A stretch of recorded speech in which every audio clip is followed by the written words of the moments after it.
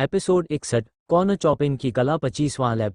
यह एक अजीब स्किल है। मैं अपने विरोधी को पीछे छोड़ने, एक पॉइंट हासिल करने और आगे लेवल अप करने के लिए कॉर्नर चॉपिंग को ठीक से कैसे इस्तेमाल करूं?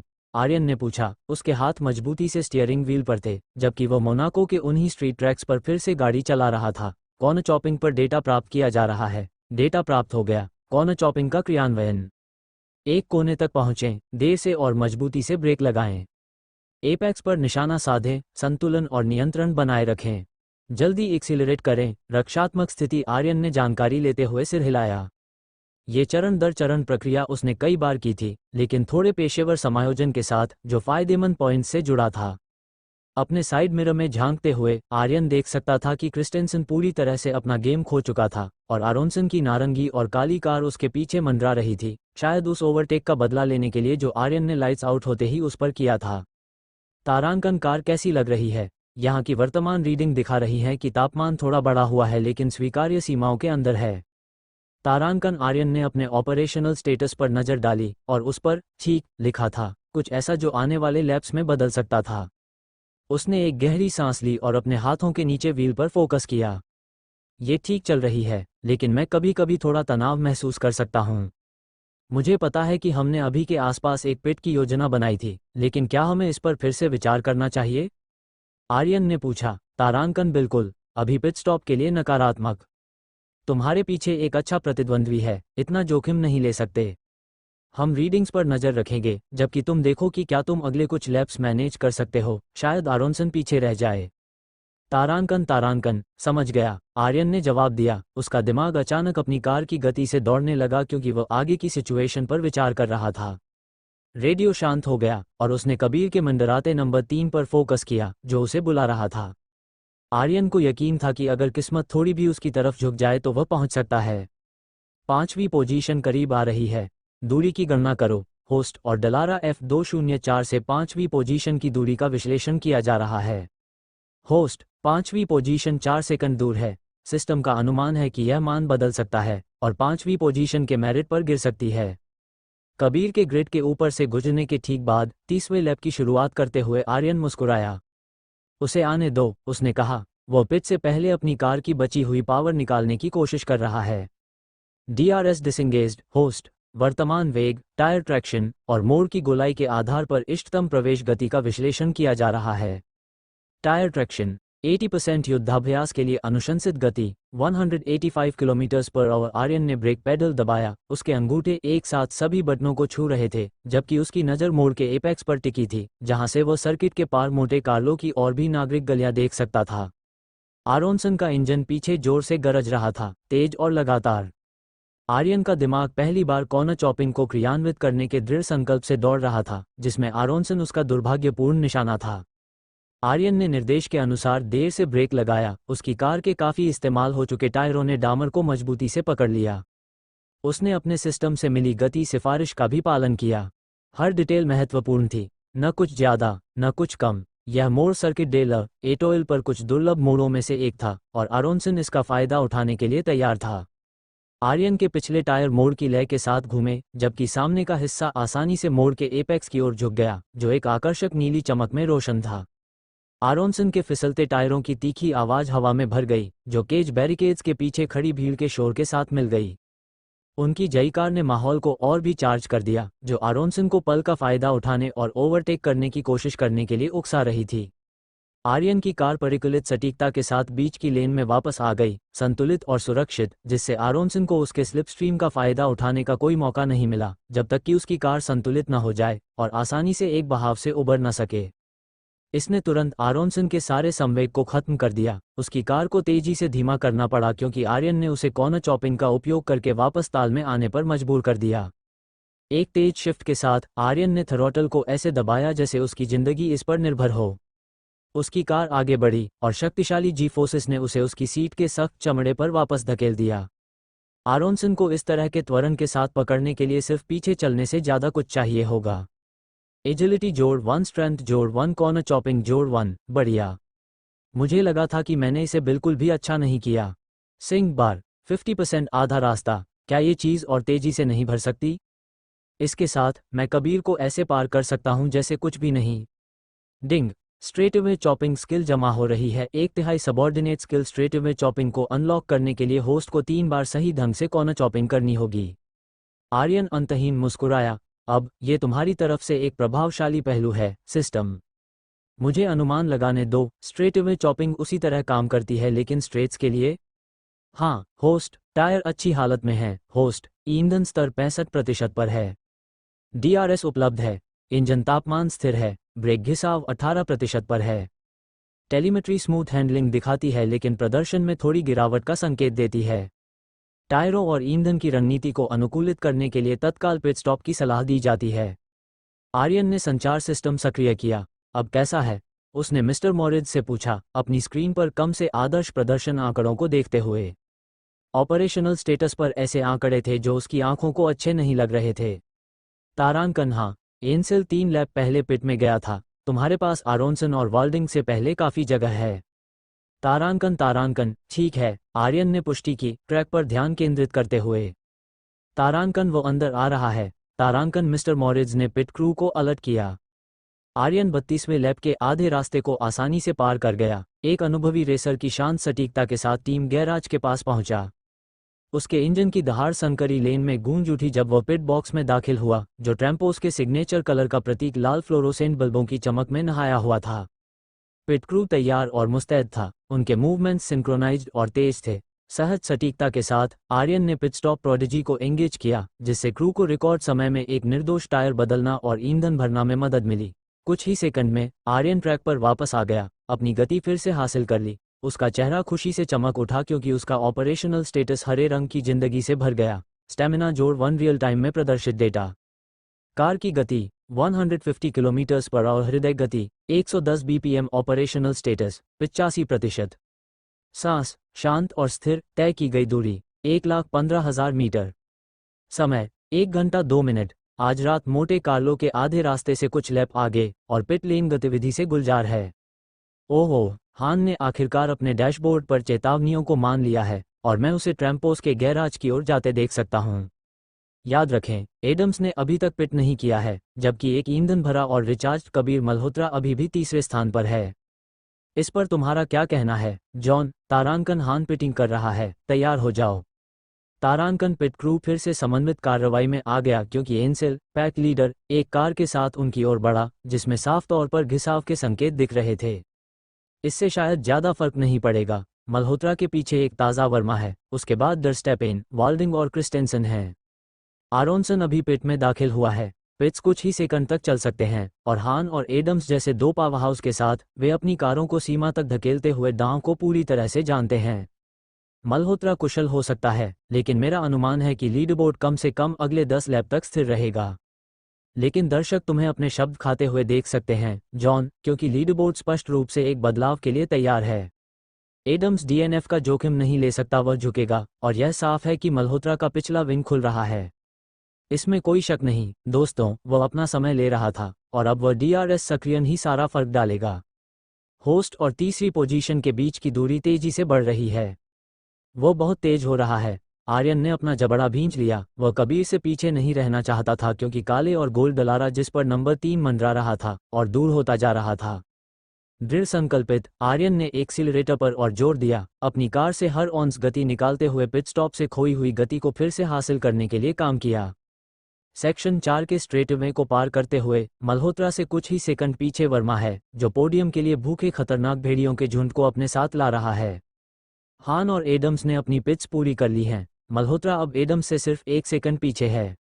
एडम्स को एक्सीलरेट करने की जरूरत है। वह नहीं कर सकता, और वे एक स्ट्रीट बेंड के पास पहुंच रहे हैं।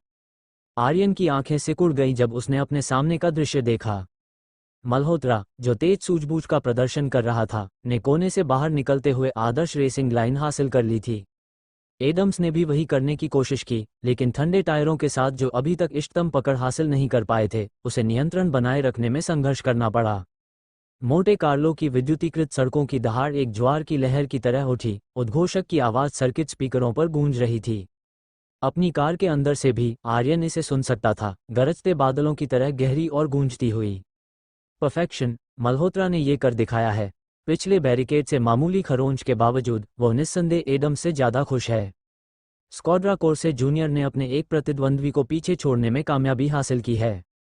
अगर कबीर यह कर सकता है तो वह भी कर सकता है। आर्यन का दृढ़ संकल्प जल उठा जब उसने एडम्स की संभावित निराशा, क्षणिक भटकाव और अभी भी अस्थिर कार का फायदा उठाने का लक्ष्य रखा।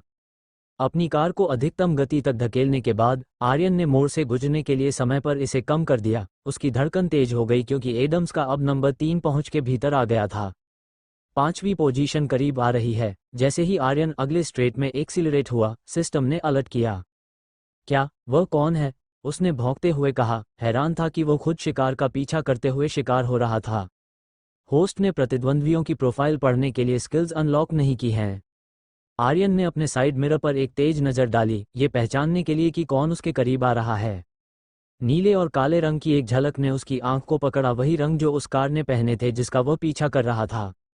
वाल्डिंग निश्चित रूप से वर्मा को अपने टीममेट के पास कहीं भी नहीं जाने देगा। आरोनसन और डर्स्टैपेन के बीच एक थकाऊ तंग बुनाई के बाद वाल्डिंग 40वें लैप में प्रवेश करते हुए अपनी पोजीशन बनाए हुए है। होस्ट ने एक मोड़ पर एक प्रतिद्वंद्वी का खुलासा करने के लिए स्किल्स अनलॉक की हैं। होस्ट ने एक स्ट्रेट पर एक प्रतिद्वंद्वी का खुलासा करने के लिए स्किल्स अनलॉक नहीं की हैं। सेक्टर 3 की स्ट्रीट 4 के अस्पष्ट क्षितिज में मुड़ते ही आर्यन की आंखें राहत और तात्कालिकता के मिश्रण से चमक उठीं। गणना करो कृपया। वर्तमान वेग, टायर ट्रैक्शन और मोड़ की गोलाई के आधार पर इष्टतम प्रवेश गति का विश्लेषण किया जा रहा है। दृश्य अस्पष्टता की चिंताएं जोड़ी गई। टायर ट्रैक्शन 80% युद्धाभ्यास के लिए अनुशंसित गति 100 किलोमीटर/आवर, ये कम है, आर्यन ने बड़बड़ाया, थ्रॉटल से पैर हटाते हुए। DRS डिसंगेज्ड। होस्ट। आर्यन ने अपना व्हील झुकाया और उसके टायरों ने आज्ञा मानी, चुपचाप चीखते हुए चेसिस मोड़ के साथ संरेखित हो गई। वाल्डिंग, जो 20 साल का दृढ़ बुसेनो वेलोसिटा जूनियर ड्राइवर था, का स्पष्ट उद्देश्य एडम्स, उनके मुख्य दावेदार, को अछूता रखना था, जबकि आर्यन के किसी भी प्रयास से बचाव करना था। आर्यन बता सकता था कि उसके पीछे वाले रेसर ने यही योजना बनाई थी, क्योंकि आज रात ट्रैक पर उसका भी यही काम था। ब्रेक लगे हुए आत्मविश्वास से अंधेरे एपेक्स पर निशाना साधते हुए आर्यन की कॉर्नर चॉपिंग की सहज प्रवृत्ति कूद पड़ी और उसने किसी भी तरह से व्हील लॉक को रोकने के लिए अपना ABS फ्लिक किया।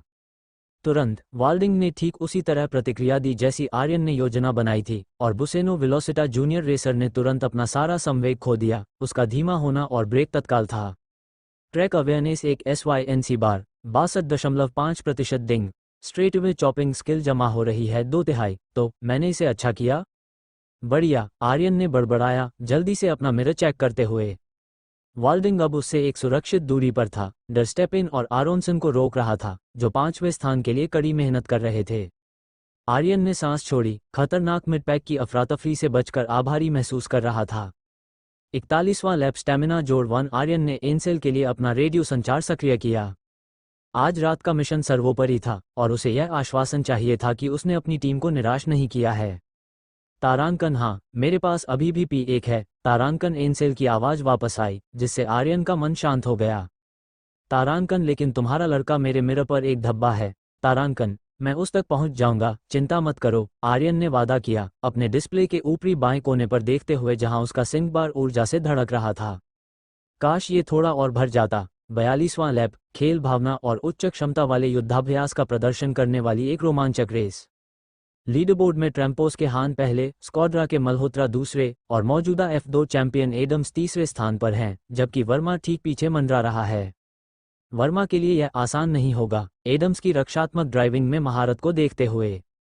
बिल्कुल, एडम्स का ट्रैक रिकॉर्ड अपनी लाइन बनाए रखने के मामले में बेजोड़ है, लेकिन ऐसा लगता है कि एक टकराव हो सकता है जो संभावित रूप से लीडरबोर्ड को हिला सकता है, जैसा कि मैंने शुरू में संदेह किया था। मल्होत्रा से मेरी सच्ची माफ़ी। और वर्मा को देखो, 18 साल का ये लड़का और भी करीब आ रहा है, जर्मनी में और इस रेस में पहले देखे गए निडर ओवरटेक का प्रदर्शन कर रहा है। हम सीजन की सबसे रोमांचक लड़ाई के लिए तैयार हो सकते हैं। एडम्स का बेदाग डिफेंस वर्मा के अथक आउटपेस और निर्दोष ओवरटेकिंग के खिलाफ। एपिसोड 62, जीत के लिए सिंह बफ। वाल्डिंग ओवरटेक की योजना बनाने के लिए बहुत करीब है, जिसका मतलब है कि वर्मा को एडम्स के माध्यम से एक अवसर के लिए बुनाई करने के बजाय अपनी लेन का बचाव करने पर ध्यान देना पड़ सकता है। पैक फिर से ग्रिड से गुजरता है। 43 लैप्स और इस F2 ग्रां प्री में 1 घंटा 20 मिनट का समय हो गया है। मैं एक मोड़ देख सकता हूं जो वर्मा के लिए एडम्स पर अंतर को कम करने का मौका हो सकता है। चैंपियन खुद इसे पहले ही नेविगेट कर चुका है, उस युवा मुंबई के प्रोडिजी का पीछा कर रहा है जिसने कई लैप्स पहले P2 छीन लिया था।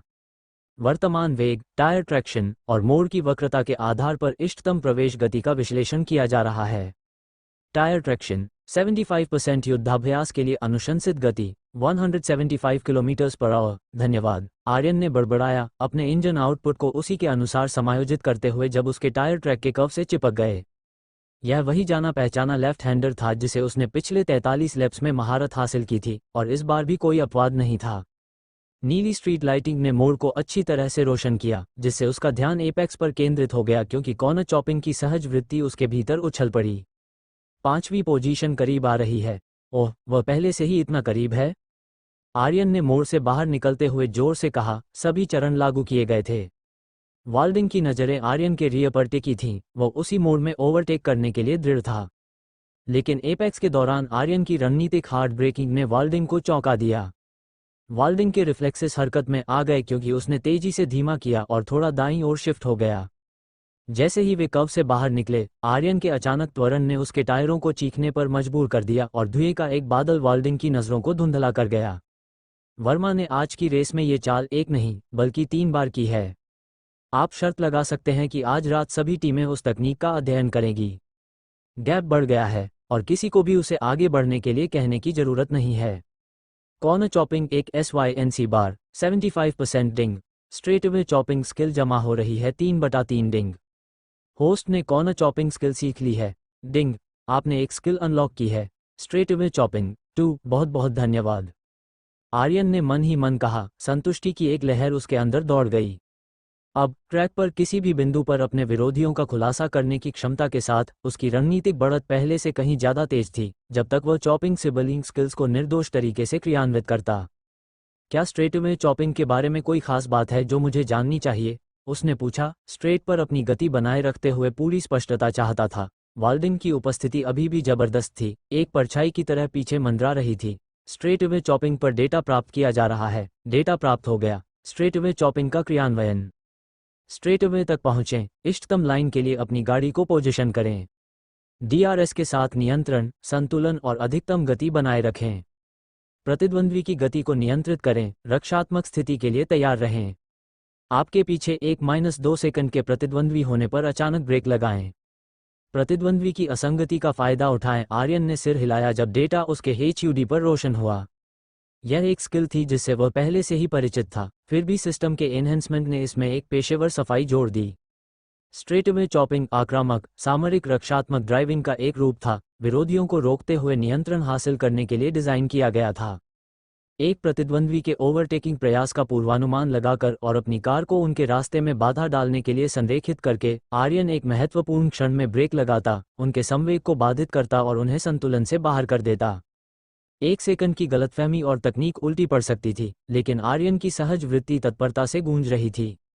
व्हील पर उसकी पकड़ कस गई क्योंकि इंजनों की दहाड़, मोटे कार्लो की इलेक्ट्रिक लाइट्स और वाल्डिंग का अथक पीछा तीव्रता की एक सिम्फनी में विलीन हो गया। आप 300 किलोमीटर प्रति घंटा की गति से चल रहे हैं। 47वां लैप। अगला मोड़ आ रहा है। आर्यन ने ट्रैक के कर्व के साथ संरेखित करने के लिए अपना व्हील झुकाया। उसकी नज़रें अपने साइड मिरर पर थीं क्योंकि उसने देखा कि वाल्डिंग जानबूझकर उसके और आर्यन के डलारा के बीच कुछ जगह दे रहा था, फिर से चॉप होने से बचने का एक उपाय। मैं देख रहा हूं कि तुम अपनी गलतियों से सीख रहे हो, आर्यन ने ताना मारा। तुम शायद बाहर निकलते ही एक्सीलरेट करने की योजना बना रहे हो, है ना? बहुत बुरा हुआ कि तुम्हें पता नहीं कि मेरे पास अब दोनों स्किल्स हैं। बस मेरे पीछे आओ। वाल्डिंग की काली और नीली कार आर्यन के सिस्टम के लिए पूरी तरह से विश्लेषण करने के लिए अभी भी बहुत दूर थी, इंटरमीडिएट बंडल की सीमाओं को देखते हुए। इसने आर्यन को पूरी तरह से अपनी सहज वृत्ति पर निर्भर छोड़ दिया ताकि वे दोनों मोड़ से बाहर आते ही दानी वाल्डिंग की गति का अनुमान लगा सकें। तारांकन 47वां लैप। तारांकन मॉरिट्ज की आवाज़ रेडियो पर गूंज उठी। तारांकन, तुम्हारी कार कितनी अच्छी है? बाकी के लिए परफेक्ट। तारांकन, हाँ सर, आर्यन ने जवाब दिया, दोगुनी जांच के लिए अपने सिस्टम के डिस्प्ले की सीमाओं पर एक त्वरित नज़र डालते हुए। यहाँ सब कुछ ठोस है। तारांकन, उत्कृष्ट, वह लाइन बनाए रखो। तारांकन, रेडियो चटक कर शांत हो गया। आर्यन को इंजनों की दहाड़ और ट्रैक की विद्युतीकरण धड़कन के साथ अकेला छोड़ गया। एडम्स पहुंच से और दूर होता जा रहा था, और उसके साथ पोडियम भी। आर्यन ने अब तक सब कुछ सही किया था, उसकी रेस रणनीतियां सटीकता के साथ क्रियान्वित की गई थीं। लेकिन प्रतिस्पर्धा की अथक गति उसकी सहनशक्ति को खत्म कर रही थी। मिस्टर ग्रांट को समझना होगा कि आज की लड़ाई सबसे भयंकर में से एक थी और वे मोड़ से बाहर निकलते हैं। तुम्हारा कुछ समय पहले का अनुमान सच हो सकता है, जॉन। वाल्डिंग का पिछला हिस्सा उजागर हो गया है और उसके पिछले टायर ट्रैक्शन के लिए दहाड़ रहे हैं। वर्मा बीच की लेन में है। क्या दानी वाल्डिंग अपने टीममेट के करीब आ सकता है और वेलोसिटा की स्थिति को मजबूत कर सकता है? आर्यन ने धीरे धीरे थ्रॉटल से पैर हटाया और उसकी कार ने अचानक मापा हुआ मंदन के साथ प्रतिक्रिया दी। ओ माय गॉड, ये लगभग संपर्क था। वाल्डिंग ने वर्मा के रियर को क्लिप करने से बाल बाल बचा लिया। वास्तव में एक त्वरित रिफ्लेक्स। जॉन, क्या तुम्हें लगता है कि यह जानबूझकर किया गया था? कोई शक नहीं, स्टीव। बस उसे देखो। वर्मा आगे बढ़ रहा है, जानबूझकर उस गैप को कम करने के बाद उसे बढ़ा रहा है। वाल्डिंग नियंत्रण हासिल करने की कोशिश कर रहा है, संवेग की तलाश में है।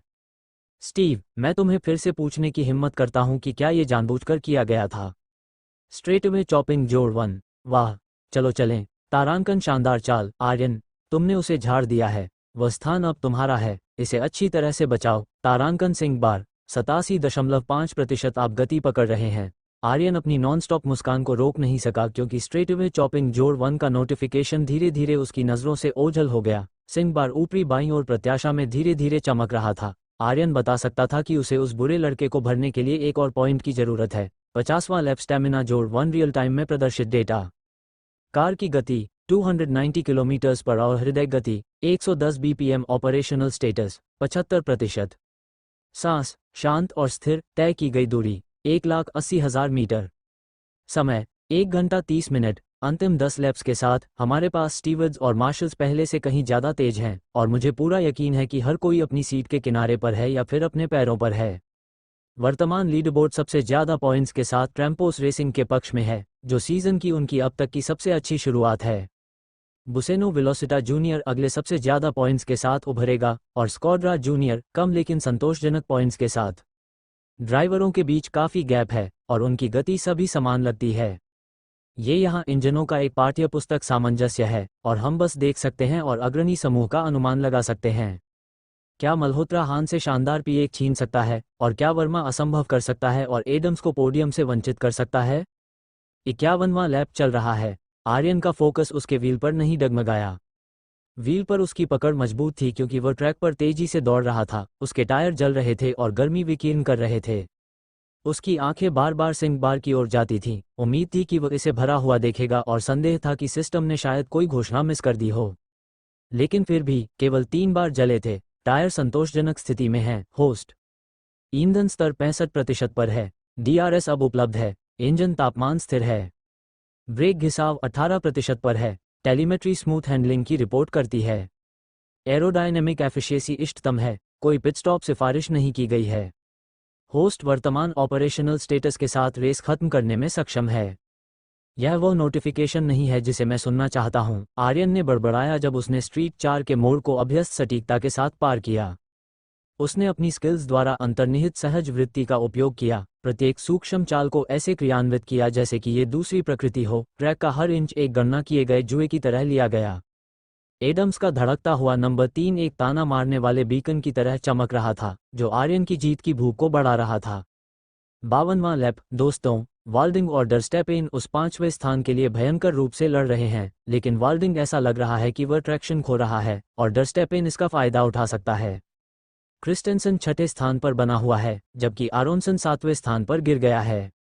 हैचेक मोटरस्पोर्ट के लिए अब तक काफ़ी निराशाजनक। आर्यन ने सोचा कि शायद वह इतनी ही दूर जा सकता है, लेकिन 52वें लैप पर एक तेज नोटिफिकेशन उसकी नज़रों में आया, जिसमें उसके ट्रैक अवेयरनेस में जोड़ 1 दिखाया गया था। आर्यन की आंखें तुरंत चमक उठी और उसका दिल खुशी से भर गया। ट्रैक अवेयरनेस एक SYNC बार 100% सिंक बार पूरा हुआ। होस्ट सिंक बफ अब इस्तेमाल किया जा सकता है। सिंक बफ सक्रिय करें। YN आर्यन ने बिना किसी हिचकिचाहट के सिर हिलाया और हाँ चुना। इन्फ्यूज हो रहा है। Strength 13 50, stamina 15 50, endurance 17 50, agility 12 50, intelligence 14 50। आप केवल 3 स्किल्स चुन सकते हैं: reflexes, overtaking skill, track awareness, pit stop prodigy, corner chopping, straightaway chopping. Aryan ने तेजी से सांस छोड़ी। उसका दिमाग संकुचित हो गया क्योंकि विकल्प उसके सामने चमक रहे थे। एक दुविधा आगे थी जिस पर उसे निर्णय लेने से पहले सावधानी से विचार करना था। रेस अभी खत्म नहीं हुई थी और दबाव बढ़ रहा था। उसे अपनी पहली पसंद तुरंत पता थी, ओवरटेकिंग स्किल। यह एक आसान चुनाव था, जब सबसे ज़्यादा ज़रूरत हो तो अपनी चाल चलने और बढ़त हासिल करने के लिए आवश्यक। इसके बाद उसने रिफ्लेक्सेस पर ध्यान केंद्रित किया। यह उसे ट्रैक के माध्यम से नेविगेट करने में मदद करेगा, किसी भी अप्रत्याशित बदलाव पर तेजी से प्रतिक्रिया करते हुए खुद को खतरे में डाले बिना। अंत में स्ट्रेटअवे चॉपिंग ओवरटेकिंग के बाद अपनी स्थिति बनाए रखने का सही तरीका लग रहा था। उसे एक ऐसी स्किल की जरूरत थी जो उसे स्ट्रेट्स पर उन हाई स्पीड पलों के दौरान प्रतिद्वंद्वियों को दूर रखने दे। उसका दिल तेजी से धड़कने लगा जब उसने 3 स्किल्स का चयन किया। हर एक ने उसके फोकस को तेज किया। निर्णय हो चुका था, अब बस इसे क्रियान्वित करने का समय था। सफलतापूर्वक चयनित। Reflexes 19, 50। Overtaking skill 20, 50। Straightaway chopping 3, 50। Infusion सफल। आपके पास सिंक बफ के लिए 4 मिनट 58 सेकंड बचे हैं। ऊर्जा की वह जानी पहचानी लहर आर्यन की नसों में दौड़ गई जब सिस्टम का इंटरफेस रोशन हुआ, जिससे उसके भीतर एक नई तीव्रता प्रज्वलित हुई।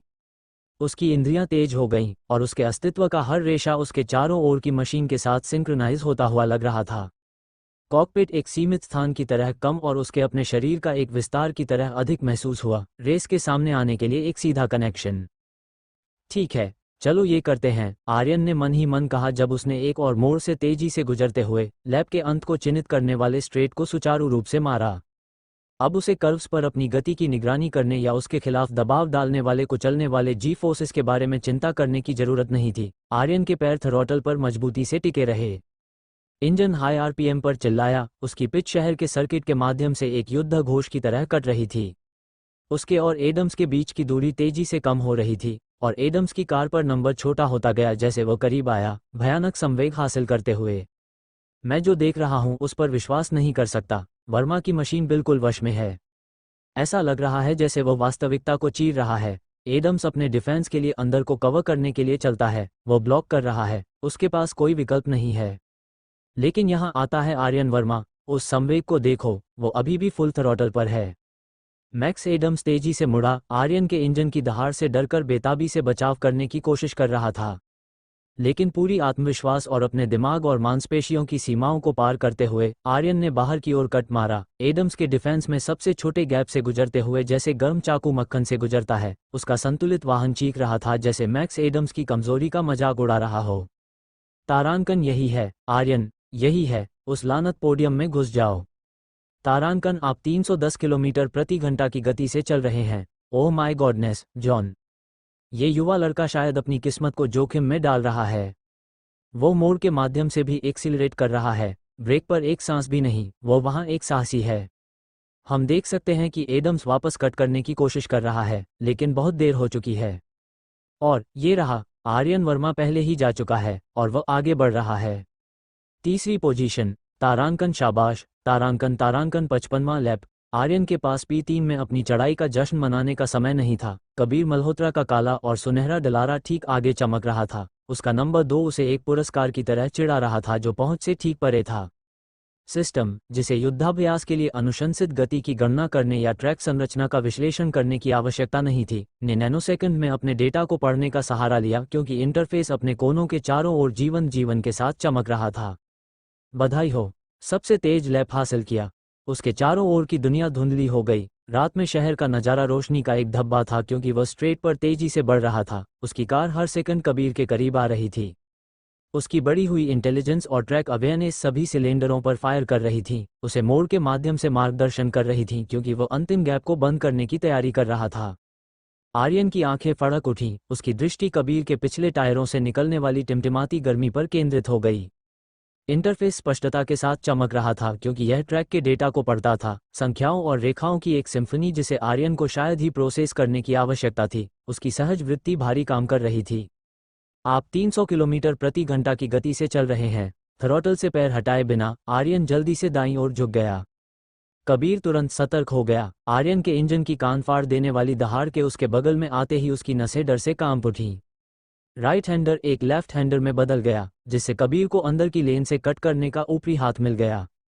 हालांकि आर्यन एक अनियंत्रित गति से बाहरी लाइन लेते हुए फिर भी कर्व के चारों ओर पहले लपेटने में कामयाब रहा। उसकी कार स्थिर रही।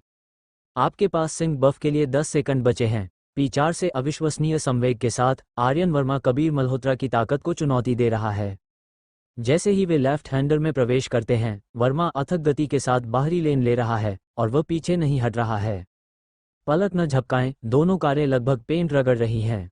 आर्यन कबीर को पीछे धकेलकर आगे निकल गया। दर्शक गरज उठे। मिस्टर मॉरिस चिल्लाना बंद नहीं कर सके। दूसरी पोजीशन। सिंह बफ समाप्त हो गया है। सिंह बार 0% 58वां लैप। हालांकि यह सिर्फ 5 मिनट का था, आर्यन अलौकिक सहनशक्ति और शक्ति का आदी हो गया था। जैसे ही सिंह बफ उसके शरीर से निकला, एक जी फोर्स ने उसे मारा और यह उसके सहनशक्ति और शक्ति के मूल्य के अनुसार दर्द कर रहा था। हालांकि उसके अंदर दौड़ रहे एड्रेनालाइन ने दर्द को छुपा दिया, क्योंकि दूसरी पोजीशन का उत्साहपूर्ण प्रदर्शन धीरे धीरे उसकी नज़रों से ओझल हो गया, जिसकी जगह एंसेल की कार ने ले ली। तारांकन, तुम शानदार हो। आर्यन। हान। तारांकन हाँ। तारांकन आर्यन तुम्हारे पीछे है। अब हमने रेस जीत ली है, हमने पॉइंट्स जीत लिए हैं। तारांकन एंसेल को यकीन करने के लिए अपने साइड मिरर में झांकना पड़ा। उसकी आंखें अविश्वास से चौड़ी हो गईं, क्योंकि उसके फ्रेम पर फिजी के साथ डिज़ाइन की गई एक लाल और काली डलारा की चमकती सतह उसके पीछे चल रही थी जब उन्होंने एक मोड़ लिया। तारांकन, यह अद्भुत है। तुमने ये कैसे किया? तारांकन। आर्यन की सांसें भारी थीं। सिंह बफ एक डोपिंग दवा के समान था जिसने उसकी सांसें छीन ली थीं। उसने अपने हेलमेट के हवा को तेजी से अंदर खींचा। उसके हाथ मजबूती से उसके व्हील पर थे। मैंने बस कड़ी मेहनत की, उसने रेडियो पर जवाब दिया। तारांकन, अपनी लेन बनाए रखो लड़कों। ट्रैम्पोस ने यह अपनी झोली में डाल लिया है। हम आज रात मोनाको पर राज कर रहे हैं। चलो। तारांकन 59वां लैप। इसके बाद सिर्फ एक लैप बचा है। ट्रैम्पोस रेसिंग जीत शब्द को फिर से परिभाषित करने के लिए तैयार है। जॉन, तुम उन अनुमानों को करते रहना चाह सकते हो, क्योंकि हर बार जब तुम ऐसा करते हो तो विपरीत होता हुआ लगता है। वर्मा हान की पूंछ पर शांत है, और तुम शर्त लगा सकते हो कि मल्होत्रा व्हील के पीछे गुस्से में है, उस P2 पोजीशन को फिर से हासिल करने के लिए बेताब है। ये 60वां लैप है। दोस्तों, मैं अपनी सीट पर मुश्किल से बैठ पा रहा हूँ। पैक एक बार फिर ग्रिड से गुजर चुका है, और यह मोटे कार्लो की शानदार सड़कों के चारों ओर एक अंतिम लैप है। वर्मा अपनी सारी मेहनत को अब बर्बाद नहीं होने दे सकता। मल्होत्रा ठीक उसके पीछे है, झपट्टा मारने के लिए तैयार। ओह माय गॉड, हम अभी एक संभावित P2 फोटो फिनिश नहीं देखना चाहते। आर्यन बुरी तरह से विफल हो गया जब उसने एक निश्चित मोड़ पर कॉर्नर चॉपिंग करने की कोशिश करते हुए एक भारी जोखिम उठाया। इसने उसके और कबीर के बीच के कुछ गैप को त्रुटिहीन रूप से कम कर दिया।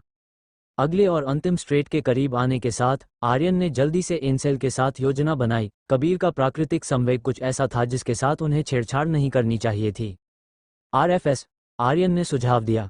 तारांकन, क्या तुम्हें यकीन है कि वह फिर से इसके लिए गिरेगा? तारांकन, बस आसन रूप से बैंक करो, उस ल को बनने दो। आर्यन ने जवाब दिया। उसके पैर ब्रेक के पास मंडरा रहे थे। उसकी किस्मत से कबीर इतना करीब था कि उसके डलारा का विश्लेषण किया जा सके, और इसने आर्यन को एक इष्टतम स्ट्रेटवे चॉपिंग के लिए भेद करने के लिए आवश्यक सब कुछ प्रदान किया। प्रदर्शन के आंकड़े।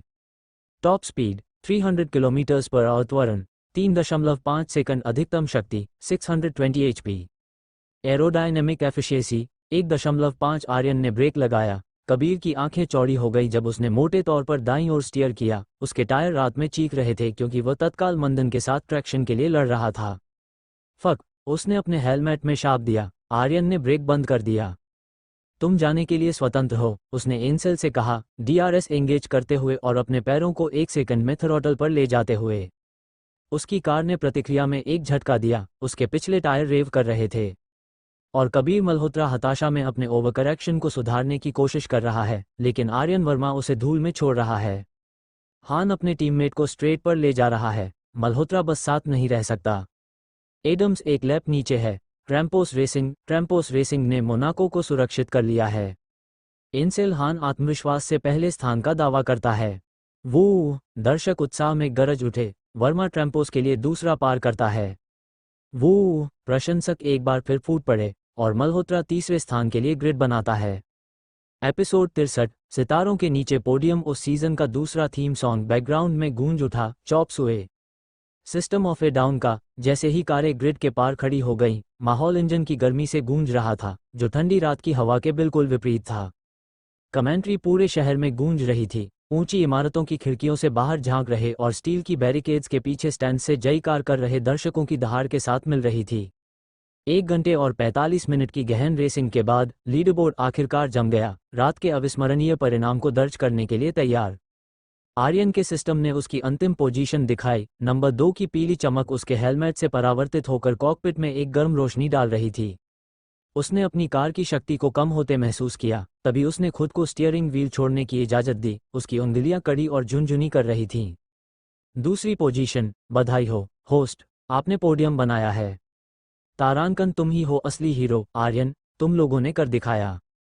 तारांकन। आर्यन हंसा, गहरी सांस छोड़ते हुए राहत महसूस कर रहा था। उस शक्तिशाली सिंह बफ की मदद से उसने केवल 60% ऑपरेशनल स्टेटस के साथ भी दूसरा स्थान हासिल कर लिया था। मेरे लिए दूसरा पोडियम यही है। आर्यन मुस्कुराया जब उसने खुद को सिंगल सीटर से बाहर निकाला। रात की ठंडी हवा का झोंका, ट्रैक की रोशनी की चमक और भीड़ की दूर की दहाड़ उस पर छा गई। कूल डाउन लेन में छोटी F2 टीमों के ड्राइवर रुक गए। उनकी कारें विभिन्न रंगों में सजी थीं और उनके चेहरों पर थकावट छाई हुई थी। आर्यन की आंखें एंसेल को ढूंढ रही थीं। उसे अपनी कार के ऊपर पाया, खुशी से अपनी मुट्ठी पास की इमारत की छत से लहरा रहे प्रशंसकों के एक समूह की ओर पंप कर रहा था। आर्यन ने अपना हेलमेट उतारा और अपनी कार से नीचे उतरा। उसने कबीर को देखा और बिना किसी हिचकिचाहट के एंसेल के रास्ते में जानबूझकर कंधे से कंधा मिलाकर उसे पीछे छोड़ दिया। और यह निश्चित रूप से ट्रैम्पोस रेसिंग के लिए याद रखने वाली रात होगी। उनके लड़कों को देखो, फॉर्मूला 1 क्लास के बराबर टीम वर्क का प्रदर्शन कर रहे हैं। ये सीजन उनका होने वाला है। अब मैं अपने सह कमेंटेटर से उनके विचार पूछना चाहता हूं। अगर मैं तुम्हारी जगह होता, स्टीव, तो मैं सीजन में सिर्फ 3 फीचर्ड रेस के बाद ट्रॉफी बांटना शुरू नहीं करता। हमारे पास एक लंबा साल है और किस्मत एक कार के टायर फटने से भी तेज बदल सकती है। और किस्मत की बात करें तो आज मौजूदा F2 चैंपियन मैक्स एडम्स के लिए निश्चित रूप से खत्म हो गई। बस उसे देखो, निराशा में अपने टायरों को लात मार रहा है। 2 युवा चैलेंजर्स ने उसे नीचे गिरा दिया, आधिकारिक तौर पर उसकी 9 पोडियम की लकीर को समाप्त कर दिया। इस बीच आरोनसन कुचला हुआ लग रहा है और पहले से ही अपनी टीम में वापस जा रहा है। एक ड्राइवर के लिए जिसने पिछले सीजन में कांस्य का दावा किया था, यह एक क्रूर अभियान में बदल रहा है। आर्यन और एंसेल चौड़ी मुस्कान के साथ अपनी टीम के गैराज में लौटे। उनका स्वागत उनके क्रू की जयकार और उत्साह की चीखों से हुआ। 45 पॉइंट्स ने आने वाले सीजन के लिए एक महत्वपूर्ण बढ़ावा दिया। टीममेट्स पर थपथपाहट और बधाइयों की बौछार हुई, यहां तक कि मिस्टर ग्रांट भी अपने ड्राइवरों से मोटरस्पोर्ट के अविश्वसनीय प्रदर्शन की सराहना करने से खुद को रोक नहीं सके। उन्होंने गर्व भरी मुस्कान के साथ मजबूती से ताली बजाई, फिर प्रेस के लिए एंसेल को एक तरफ खींच लिया। आर्यन ने खुद को तेज रोशनी के नीचे जयकार कर रहे ट्रैम्पोस क्रू से घिरा पाया, जो उसके सबसे तेज लैप का रिप्ले रोशन कर रहा था। यह उसे एडम्स को ओवरटेक करते और कबीर के सामने विशेषज्ञ रूप से कट करते हुए दिखा रहा था। सर्किट डे ल एटोइल के माध्यम से अपनी लाल और काली डलारा को काटते हुए फुटेज देखकर आर्यन को एक असली लहर महसूस हुई, जैसे कि उपलब्धि की वास्तविकता अभी तक डूबी नहीं थी। अपना नाम सुनकर ऊपर देखते हुए आर्यन को त्वरित प्रेस इंटरव्यू के लिए बुलाए जाने पर आश्चर्य हुआ। उसने क्रू के झुंड के माध्यम से तेजी से पैंतरेबाजी की, गैराज से बाहर और पिट लेन के किनारे आधे रास्ते नीचे। चॉप्स हुए, बैकग्राउंड में गूंजता रहा, भीड़ की दूर की जयकार के साथ घुल मिल गया। जैसे ही इंटरव्यू शुरू हुए, पोडियम सर्किट डे ल एटोइल के भव्य किनारे पर तैयार किया जा रहा था, जहां सफेद रोशनी से रोशन एक शानदार फव्वारा दृश्य में भव्यता का स्पर्श जोड़ रहा था। आर्यन ने प्रेस को आसानी से जवाब दिया, अपने उत्साह को नियंत्रण में रखने की पूरी कोशिश कर रहा था। उसका चेहरा पास की सबसे ऊंची इमारतों में से एक की टॉप स्क्रीन पर चमक उठा, हर चैनल पर रियल टाइम में प्रसारित हो रहा था। इंटरव्यू के बाद मिस्टर ग्रांट चमकदार सुरंग में आर्यन के पास आए, उसे बधाई दी और आदेशों का पालन करने और रणनीतियों को निर्दोष तरीके से क्रियान्वित करने के लिए हार्दिक आभार व्यक्त किया, जिसने ट्रैम्पोस की जीत सुनिश्चित की थी। आर्यन ने मिस्टर ग्रांट के उत्साहजनक शब्दों और पावती की सराहना की। वो तब और वहां पूछना चाहता था कि क्या इस रेस के परिणाम अगले 2 रेस के लिए उसे रिजर्व करने की योजनाओं को बदल देंगे। लेकिन उसने इसके खिलाफ फैसला किया, बहुत जल्द बहुत दूर नहीं जाना चाहता था। आखिरकार मिस्टर ग्रांट टीम प्रिंसिपल थे और उनके निर्णय टीम के लाभ के लिए थे। पोडियम समारोह जल्द ही हुआ। आर्यन, जिसने शैंपेन की बोतलें खोलने का अभ्यास किया था, उस पल का बेसब्री से इंतजार कर रहा था जब उसने एंसेल को गर्व से टॉप स्पॉट पर कदम रखते देखा। आर्यन ने दूसरी पोजीशन ली और मल्होत्रा तीसरे स्थान पर खड़ा था।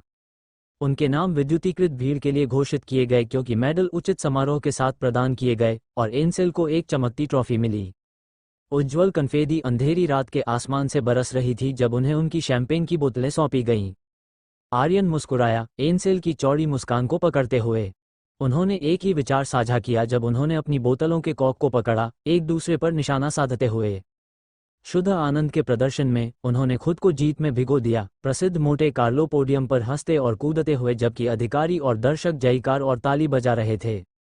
कबीर मुश्किल से उलझते हुए, आधे अधूरे मन से कुछ शैंपेन का छिड़काव करने के बाद अपनी टीम में शामिल होने के लिए नीचे उतर गया। ट्रैम्पोस रेसिंग के लिए उत्सव रात भर चलता रहा। वे कुछ प्रशंसकों के संपर्क में आने में सक्षम थे जो सिर्फ रेस देखने के लिए उत्सुकता से मोनाको आए थे। आर्यन को आश्चर्य हुआ कि उसे पहले से ही कई ट्रैम्पोस प्रशंसकों से पसंद मिल गई थी और वे उसके बारे में और जानने के लिए उत्सुक लग रहे थे, क्योंकि उसने ठंडी रात के आसमान के नीचे उनमें से कुछ के साथ तस्वीरें लीं। 10 अप्रैल सेलेस्टियल रिविरा होटल ट्रैम्पोस रेसिंग का था, क्योंकि 5 स्टार वेन्यू रात भर उत्सवों से गूंजता रहा। आर्यन अंततः पेंटहाउस में एक सोफे पर सो गया, जबकि एंसेल फायरप्लेस के बगल में फर्श पर फैला हुआ था। लेखक का नोट: प्रीमियम जल्द ही अध्याय 32 से शुरू होगा। एपिसोड 64 महानता की ओर पहला कदम। मोनाको छोड़ने से पहले आर्यन और एंसेल ने एक समझौता किया था कि वे मोंटे कार्लो के चकाचौंध भरे शहर में एक अत्यंत खरीदारी स्प्रिंग में शामिल होंगे। उसकी आत्मा बादलों की तरह ऊंची थी। आर्यन की आंखें सिस्टम की सुबह की घंटी की झनकार पर खुल गईं। उसने अपने दिन की शुरुआत ठीक उसी तरह की जैसे उसने रोमांचक फीचर्ड रेस के बाद पिछले 3 सुबहों से की थी। फॉर्मूला 1 ने अगले ही दिन सर्किट डेला एटोइल को जीवित और उत्साह से गुलजार रखा था, हवा में बची हुई ऊर्जा को ढेर कर दिया था। अपनी जीत के उल्लास में फंसे आर्यन और एंसेल ने बड़े लड़कों और उनके गरजते इंजनों के बारे में मुश्किल से एक विचार किया था। इसके बजाय उन्होंने अपना समय मनोरंजक खेलों और दर्शनीय स्थलों की यात्रा के लिए समर्पित किया। जितना हो सके आश्चर्यजनक शहर का पता लगाया। साहसिक कार्यों ने उनके बंधन को मजबूत किया, ऐसी यादें बनाई जिन्हें वे जल्द ही नहीं भूलेंगे। आर्यन की दैनिक दिनचर्या ज्यादातर लोगों की तुलना में काफी पहले शुरू होती थी, एक आदत जो उसे लगभग एकांत में होटल के जिम का आनंद लेने की अनुमति देती थी। कुछ जिम उत्साही लोगों को छोड़कर जो उसकी ओर देखने से खुद को रोक नहीं सकते थे, आर्यन के पास खुद के लिए जगह थी, क्योंकि उसने वर्कआउट किया, पिछले 3 रातों के उत्सव के किसी भी अवशिष्ट निशान को हिलाकर रख दिया। जब वह समाप्त हो गया तो वह एक बेंच पर गिर गया। तौलिया उसके माथे पर लिपटा हुआ था क्योंकि उसने अपनी सांस पकड़ी। अंत में वह अपने फोन के लिए पहुंचा। पॉपअप होने वाला पहला संदेश मिस्टर शर्मा का था, जो गर्मजोशी भरी बधाइयों से भरा था। मेहरा का संदेश उसके बाद आया और फिर हैरी का। मुस्कुराते हुए आर्यन ने हर एक का सोच समझकर जवाब दिया, ये सुनिश्चित करते हुए कि उसके शब्दों में कृतज्ञता और सौहार्द का सही स्वर हो। यह महसूस करते हुए कि उसने आखिरी रेस के बाद से स्टैंडिंग की जांच नहीं की थी, आर्यन अपने फोन पर फॉर्मूला 1 इन्फो प्लेटफॉर्म पर नेविगेट किया। उसकी आंखें खुशी से चमक उठी, उसका सिर धीरे धीरे सहज रूप से हिल रहा था जब उसने अपने होठों को चाटा। अंतरिम टीम्स चैंपियनशिप स्टैंडिंग्स देखें। Position team points 1 Trampos Racing 113, 2 Buseno Velocita Junior 75, 3 Squadra Corse Junior 46, 4 Hechek Motorsport 34, 5 Nevada Hansama Junior 12। जैसे ही आर्यन ट्रैम्पोस रेसिंग की स्टैंडिंग में शानदार बढ़त का आनंद ले रहा था, एक नोटिफिकेशन अचानक उसके फोन पर चमक उठा, उसे वर्तमान में वापस खींचते हुए। डिंग, रेसक्राफ्ट के लिए ट्रेनिंग प्रोग्राम सफलतापूर्वक उत्पन्न हो गया है। ओह आखिरकार, आर्यन ने बड़बड़ाया, उसकी दिलचस्पी बढ़ गई। चलो देखते हैं तुम्हारे पास मेरे लिए क्या है। डेटा प्राप्त किया जा रहा है। डेटा प्राप्त हो गया। प्रोग्राम ने खुद को साफ सुथरे बुलेट पॉइंट्स में रेखांकित किया। ये साइड प्रोग्राम निम्नलिखित पर ध्यान केंद्रित करेगा। होस्ट प्रत्येक F2 आवधिक ड्राइवर, उनकी संबंधित टीमों और महत्वपूर्ण उपलब्धियों के नाम और चेहरे को प्राप्त करेगा और पहचानेगा। होस्ट पिछली फॉर्मूला 2 रेस देखने में कुल 25 घंटे खर्च करेगा, जिसमें प्रमुख रेस, रणनीति, खेल और प्रतिद्वंद्विता पर ध्यान केंद्रित किया जाएगा। होस्ट दबाव में ड्राइवरों के व्यवहार की भविष्यवाणी करने के लिए प्रमुख रेस के दौरान F2 विरोधियों से सार्वजनिक टेलीमेट्री डेटा की समीक्षा करेगा। होस्ट विभिन्न परिस्थितियों के तहत विशिष्ट सिमुलेशन चलाएगा जो मौसम में बदलाव भी पेश करते हैं, जबकि अभ्यास सत्रों में संलग्न होते हैं जहां इंजीनियरों से वास्तविक समय के निर्देशों पर सेकंड के भीतर कार्रवाई की जानी चाहिए। आर्यन ने इंटरफेस को घूरते हुए देखा, उसका मुंह थोड़ा खुला हुआ था। अविश्वास की एक लहर उस पर छा गई जब उसने जो पढ़ा उसकी बेरुखी को प्रोसेस किया। वाह, उसने कहा, धीरे धीरे अपना सिर हिलाते हुए, ये सबसे हास्यास्पद प्रोग्राम है जो तुमने मुझे कभी दिया है। तुम सचमुच मुझसे स्कूल की तरह पढ़ने के लिए कह रहे हो, नाम और चेहरे याद करना, और यहाँ एकमात्र रेसिंग गतिविधि मुझे एक सिमुलेशन व्हील के पीछे रखती है। एक असली भी नहीं। उसने ताना मारा, हताशा में अपने मंदिरों को रगड़ते हुए। क्या तुम्हें यकीन है कि यही है, यही वह है जिस पर मुझे अपना समय बिताना है? हाँ, होस्ट, अपने विरोधियों के व्यापक ज्ञान के साथ आप आवश्यक स्किल को अनलॉक करने से पहले उनकी चालों की भविष्यवाणी करने में सक्षम हो सकते हैं। ये प्रोग्राम आपको रेस और पूरे गेम को प्रभावित करने वाले हर एलिमेंट को समझने में मदद करेगा। आर्यन ने आह भरी, उसकी आंखें फिर से सूचीबद्ध गतिविधियों को स्कैन कर रही थीं। 25 घंटे रेस देखना, हालांकि यह सब एक बैठक में नहीं होगा, फिर भी यह भारी लग रहा था। इसका मतलब होगा कम से कम 15 पूरी रेस देखना, एक टेलीमेट्री रिपोर्ट पर ध्यान केंद्रित करने वाले एक इंजीनियर की तरह हर डिटेल का विश्लेषण करना। इस विचार ने उसका सिर घुमा दिया। वह एक पल के लिए पीछे झुका, याद करते हुए कि कैसे मिस्टर ग्रांट ने एक बार फिर अगली रेस के लिए उसे रखने की उसकी नवीनतम दलील को ठुकरा दिया था। यह आश्चर्य की बात नहीं थी, लेकिन इसने आर्यन को फंसा हुआ महसूस कराया। वास्तविकता उस पर सामने आई कि उसके पास इस कठोर प्रोग्राम को पूरा करने के लिए भी पर्याप्त समय से अधिक होगा, लेकिन वो समय कुछ ऐसा था जिसे वह हताशा से चाहता था कि उसके पास न हो। ठीक है, जब हम बर्लिन वापस आएंगे तो हम आमिर के साथ शुरू करेंगे। अभी के लिए मेरे पास आगे एक दिन की योजना है, आर्यन ने कहा, बेंच से खुद को ऊपर उठाते हुए और अपना सामान पकड़ते हुए। निश्चित रूप से, होस्ट। अच्छा काम, होस्ट। अब आप अपने दैनिक दिनचर्या के अगले चरण पर जा सकते हैं। आज जिम में आपका समय खत्म हो गया है। आर्यन ने जिम छोड़ दिया, ठीक उसी समय जब हास और बीनी अंदर आ रहे थे। उन्होंने किसी के भी तरह अभिवादन किया, इससे पहले कि आर्यन दरवाजों से गुजरकर लिफ्ट की ओर बढ़ गया। अपने होटल के कमरे में प्रवेश करने पर आर्यन ने कोई समय बर्बाद नहीं किया। उसने एक ताज़ा स्नान किया और नाश्ते का ऑर्डर दिया, एक आवश्यकता क्योंकि सारा सेलेस्टियल रिवेरा में एक कमरा सुरक्षित नहीं कर पाई थी। आलीशान होटल अपनी क्षमता से भरा हुआ था, ट्रैम्पोस रेसिंग की अपार खिंचाव के कारण क्षमता से भरा हुआ था। अपना भोजन समाप्त करने के बाद आर्यन ने अपना फ़ोन उठाया और एंसेल को डायल किया, जो सिर्फ एक मंजिल नीचे रह रहा था। एंसेल ने नींद में जवाब दिया, स्पष्ट रूप से अभी भी नींद से उबर रहा था। उसने आर्यन को आश्वासन दिया कि वह जल्दी से जिम जाएगा और जल्द ही उससे जुड़ जाएगा, लेकिन आर्यन ने एक सेकंड के लिए भी इस पर विश्वास नहीं किया। एंसेल समय पर टिके रहने के मामले में अपने पैर खींचने के लिए कुख्यात था। इंतजार करने के बजाय आर्यन ने फैसला किया कि वह बाद में उससे मॉल में मिलेगा। इसके बाद आर्यन ने सारा को फ़ोन किया, जो मोटे कार्लो के हलचल भरे दिल में लगभग 1 मील दूर एक तंग मोटल में आवास खोजने में कामयाब रही थी। एंसेल के विपरीत, सारा पहले से ही उठ चुकी थी और जाने के लिए तैयार थी, वादा किया कि वह मिनटों में उससे जुड़ जाएगी। आर्यन को खाली और ढीला महसूस हुआ। खुद को फिर से जांचने के लिए आईने में देखते हुए वह अपने फिटेड नेवी ब्लू स्वेटर का प्रतिबिंब देख सकता था। नीचे के डार्क चिन्हों ने उसके मन में जो कैजुअल आउटिंग थी उसके लिए एक और पॉलिश लुक दिया, और साफ सफ़ेद स्नीकर्स ने आसानी और ताजगी का स्पर्श जोड़ा। आर्यन के पास अभी तक ज़्यादा कपड़े नहीं थे, लेकिन वह आज के बाद इसे बदलने के लिए दृढ़ था। ले ग्रैंड पैलेस, मैं आ रहा हूँ, आर्यन ने मन ही मन कहा, अपना आउटफिट एडजस्ट करते हुए। उसकी कलाई पर साधारण डार्क लेदर की घड़ी ही एकमात्र चीज़ थी जो उसके शरीर को एक साथ लाती थी, लेकिन वह अभी भी खुला महसूस कर रहा था। तब आर्यन को एहसास हुआ कि ऐसा इसलिए था क्योंकि वह एक विदेशी शहर में था। इसके अतिरिक्त उसने अपने फ़ोन को छोड़कर अपने ऊपर कुछ भी नहीं रखा था, जिसने उसे उद्देश्यहीन भटकने का एहसास दिया। आर्यन ने अपने होंठ काटे और उस एक मैसेंजर बैग की तलाश की जो सारा ने उसे दिलाया था। ये रहा, उसने फुसफुसाया, ग्रे बैग को अपने शरीर के पार लटकाते हुए और आईने में खुद को फिर से जांचते हुए। बैग ने उसे जो शांति दी थी, उससे संतुष्ट होकर आर्यन बाहर निकल गया, अपने कमरे को पीछे से बंद कर दिया। वो होटल के आंगन की ओर बढ़ गया, जहां उसके जैसे मेहमान घूम रहे थे, जीवंत सामाजिक गतिविधि में डूबे हुए थे। उसकी आंखें एक अलंकृत फव्वारे की ओर गईं जो अंतरिक्ष के केंद्र में धीरे धीरे बुदबुदा रहा था। समय बिताने की आवश्यकता महसूस करते हुए आर्यन ने लापरवाही से एक ड्रिंक और एक क्रोइसेंट का ऑर्डर दिया, हालांकि भूख उसके दिमाग से बहुत दूर थी। वो कुछ ऐसा चाहता था जिससे उसके दांत व्यस्त रहें और उसकी जीभ गीली हो जाए, क्योंकि वो फव्वारे के किनारे पर बैठा था, अपने फ़ोन को स्क्रॉल कर रहा था। उसके आश्चर्य के लिए सफ़ेद कपड़े पहने महिलाओं का एक समूह, स्पष्ट रूप से एक अमीर क्लब या कुछ का हिस्सा, उसके पास आया। एक झुकी और पूछा कि क्या वो उस रेसिंग टीम का हिस्सा था जो दूसरे दिन रुकी थी, और आर्यन ने विनम्रता से सकारात्मक उत्तर दिया। उसने वास्तव में सिर हिलाया। अद्भुत, उसने एक पॉलिश ब्रिटिश लहजे में कहा, जिससे आर्यन को आश्चर्य हुआ कि दुनिया वास्तव में कितनी गतिशील थी। क्या आप हमारे साथ शामिल हो सकते हैं?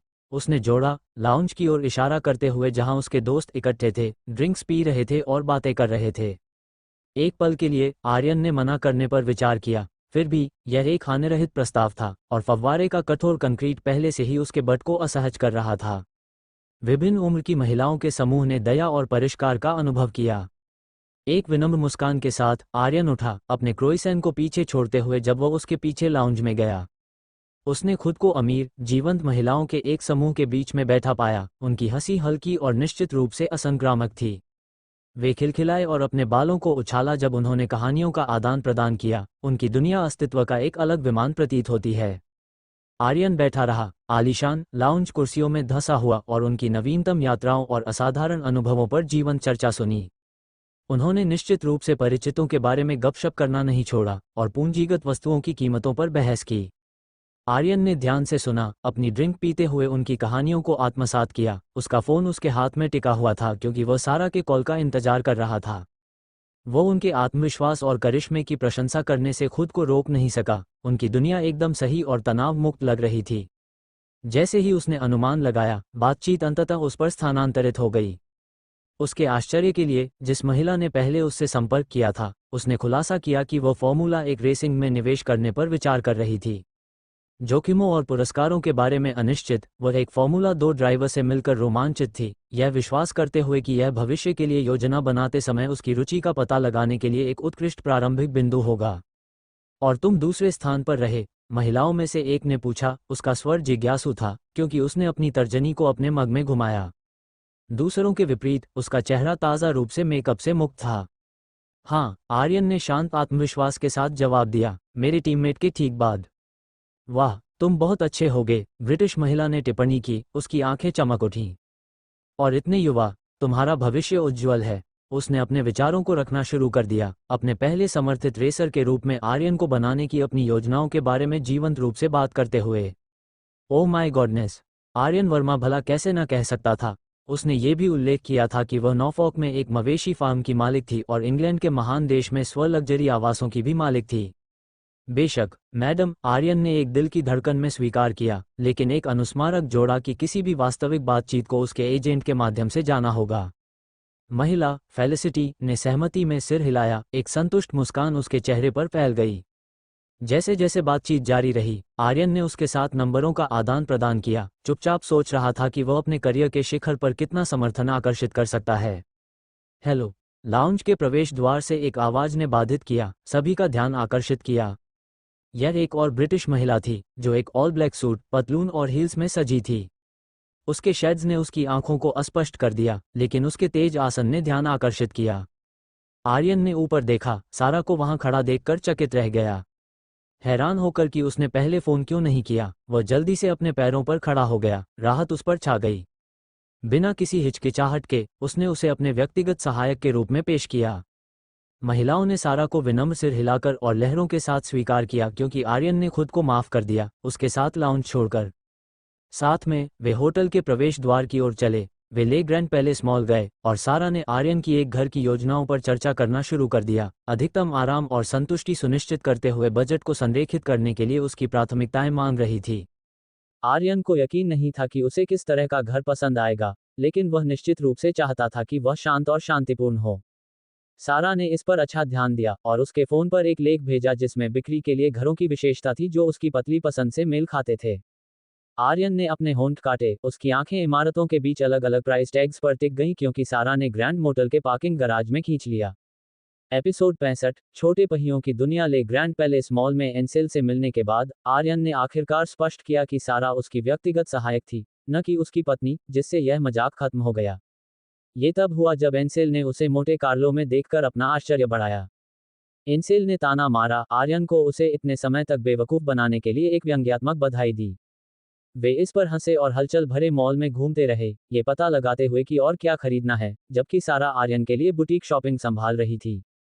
उन्होंने ग्रूमिंग प्रोडक्ट्स उठाकर शुरुआत की, फिर किताबों, कॉमिक्स और मैगजीन्स सेक्शन में चले गए। एंसेल ने उल्लेख किया कि वह हमेशा एक बार में पूरी किताब खत्म करना चाहता था, इसलिए आर्यन ने उसे उसके पसंदीदा जॉनर इतिहास से एक परफेक्ट पिक चुनने में मदद की। आर्यन ने अपने लिए कुछ कॉमिक्स उठाई, भले ही वह जानता था कि उसे उन्हें पढ़ने के लिए शायद ही कोई समय मिलेगा। उस सेशन के खत्म होने के बाद, सारा ने घोषणा की कि उसने आर्यन के लिए सबसे अच्छे स्टाइलिश कपड़े चुने हैं और कुछ अपने लिए भी उसके हाथ बैग से भरे हुए थे। आर्यन और एंसेल ने शानदार प्लेस्टेशन 3 खरीदकर अपनी यात्रा समाप्त की, एक दूसरे से कसम खाते हुए कि वे एक साथ खेलने के लिए समय निकालेंगे।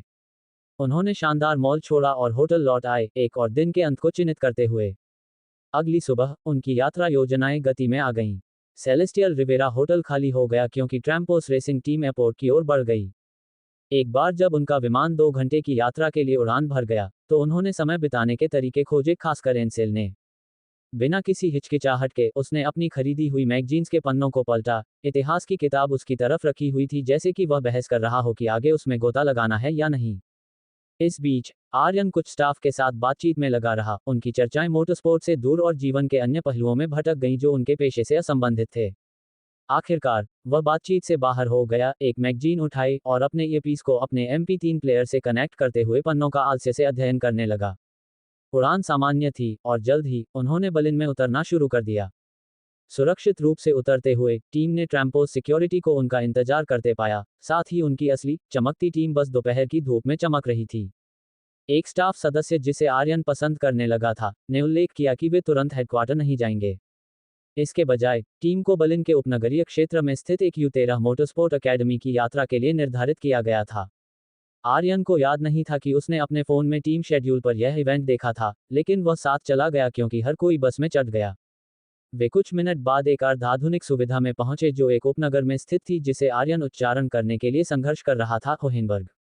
बाहरी हिस्से में चिकनी रेखाएं और कांच की खिड़कियां थीं, जो किसी भी मोटरस्पोर्ट सुविधा की पहचान थीं। एक आकर्षक गोकार ट्रैक मुख्य इमारत के चारों ओर घूमता था, जो कम विकसित संरचनाओं और दाईं ओर फैले एक खुले मैदान से घिरा हुआ था। दूरी में आर्यन बच्चों को एक साथ खेलते देख सकता था। उनकी हंसी मोटरस्पोर्ट गतिविधि की हल्की गूंज के साथ मिल रही थी। मुख्य इमारत से और भी युवा आवाजें गर्म हवा में फिल्टर हो रही थीं। ट्रैम्पोस टीम का स्वागत सुविधा अधिकारियों ने किया, जिन्होंने उत्साह से उनके हाथ मिलाए और मोटे कार्लो में उनकी शानदार जीत पर उन्हें बधाई दी। अधिकारियों ने अकेडमी का परिचय दिया, ये समझाते हुए कि यह सरकारी पर्यवेक्षण के अधीन था और युवा मोटरस्पोर्ट प्रतिभा को पोषित करने के लिए डिजाइन किया गया था। आर्यन ने सीखा कि सभी F2 टीमों को इस महीने यात्रा करने की आवश्यकता थी। ट्रैम्पोस अब तक पहुंचने वाली तीसरी टीम थी। धूप के माध्यम से आंखें सिकोड़ते हुए उन्हें रास्ते में और नीचे और उनकी बस से दूर ले जाया गया। आर्यन को गर्मी महसूस हो रही थी। उसे अपनी जैकेट उतारकर अपनी कमर के चारों ओर बांधना पड़ा। उसकी आंखें चमकीले रंग के गोकार्ट की पंक्ति पर पड़ी जो हवा में लहराते बैनर के साथ प्रवेश द्वार पर लगी थी। सुविधा के पास आते ही आर्यन के मन में एक शरारती विचार आया। उसने सोचा कि क्या सिस्टम गोकार्ट से भी डेटा प्राप्त कर सकता है। उत्सुक होकर वह वाहनों की पंक्ति के करीब गया, जबकि टीम के पीछे मुख्य भवन में जा रहा था। कुछ नहीं हो रहा है, आर्यन ने चुपचाप सवाल किया। जब सिस्टम इंटरफेस कोई डेटा प्रदर्शित करने में विफल रहा तो उसकी भौहें तन गईं। माफ करना, होस्ट, सिस्टम इस अनुरोध के साथ आगे नहीं बढ़ सकता। क्यों? क्या यह एक सिंगल सीटर नहीं है? ये निश्चित रूप से है, होस्ट। हालांकि इसमें विश्लेषण के लिए आवश्यक विवरणों का अभाव है। इस सिंगल सीटर में सिस्टम के मूल्यांकन के लिए एक ऑपरेटिव सुपर इंजन का अभाव है। ड्रैग रिडक्शन सिस्टम अनुपलब्ध है। कोई ईंधन टैंक नहीं है। ये सिंगल सीटर बिजली पर चलता है, होस्ट। मैं समझ गया, इस बार तुम जीत गए। सभी लोग, क्या हम ट्रैम्पोस रेसिंग टीम का स्वागत कर सकते हैं? विस्मयादिबोधक चिन्ह उद्धरण चिन्ह। युवा अकेडमी के एक स्टाफ सदस्य ने ताली बजाई और खुशी से घोषणा की जब वे अंदर घुसे। उसकी स्त्री आवाज अंतरिक्ष में गूंज उठी। युवा बच्चों की हलचल भरी भीड़ का ध्यान आकर्षित किया। अकेडमी ऊर्जा से जीवित थी, इसका माहौल जीवंत और युवा था। युवा ड्राइवर एक अच्छी तरह से बनाए रखा इंडोर ट्रैक के चारों ओर घूम रहे थे। उनका प्यारा ध्यान स्पष्ट था क्योंकि वे अपने छोटे कार्ट को युद्धाभ्यास कर रहे थे। विशाल लॉबी कांच के मामलों में प्रमुखता से प्रदर्शित चमकते ट्रॉफियों से सजी थी, जो अकेडमी के पिछले U13 चैंपियंस को श्रद्धांजलि थी। आर्यन की आंखें ट्रैक की ओर देखने वाले बड़े देखने के क्षेत्र की ओर गईं। वयस्कों का एक समूह, संभवतः महत्वाकांक्षी ड्राइवरों के माता पिता या अभिभावक, ध्यान से बैठे थे, बच्चों को गर्व से देख रहे थे। ट्रैक खुद कॉम्पैक्ट लग रहा था, एक लेआउट के साथ जो ये सुझाव दे रहा था कि यह एक पूर्ण मानक लैप के लिए भी पर्याप्त लंबा नहीं था, लेकिन युवा रेसर्स ने इसके तंग मोड़ और स्ट्रैटवे का अधिकतम लाभ उठाया। बच्चों ने तुरंत अपनी ट्रेनिंग रोक दी, अपने पैरों पर खड़े हो गए और उत्साह से हेलो का कोरस किया। फिर भी उत्साह के बीच एक विशेष 12 वर्षीय लड़का बाहर खड़ा था। उसने ट्रैम्पोस रेसिंग के प्रति अपनी घृणा को छिपाने की जहमत नहीं उठाई। आर्यन और एंसेल का दृश्य अपने आदर्श मैक्स एडम्स को अपदस्थ करने के लिए जिम्मेदार ड्राइवर ने केवल उसकी भौहों को और गहरा कर दिया। उसकी भावनाओं के बावजूद इवेंट निर्बाध रूप से जारी रहा। ट्रैम्पोस टीम को बच्चों के साथ बातचीत करने, तस्वीरें लेने और रेसिंग की कला के बारे में अंतर्दृष्टि साझा करने का काम सौंपा गया था। प्रोग्राम के हिस्से के रूप में प्रदर्शन के लिए एक बड़ा गो-कार्ट भी निकाला गया था। एंसेल ने कंधे उचकाए और उसमें प्रवेश करने से इनकार कर दिया। हास और बीनी ने उसकी दिशा में देखने की भी जहमत नहीं उठाई। अकेडमी स्टाफ या उत्सुक बच्चों को निराश करने के लिए तैयार नहीं, आर्यन आगे बढ़ा। बिना किसी हिचकिचाहट के उसने खुद को छोटे कॉकपिट में निचोड़ लिया। उसके पैर अजीब तरह से फिट होने के लिए मुड़े हुए थे।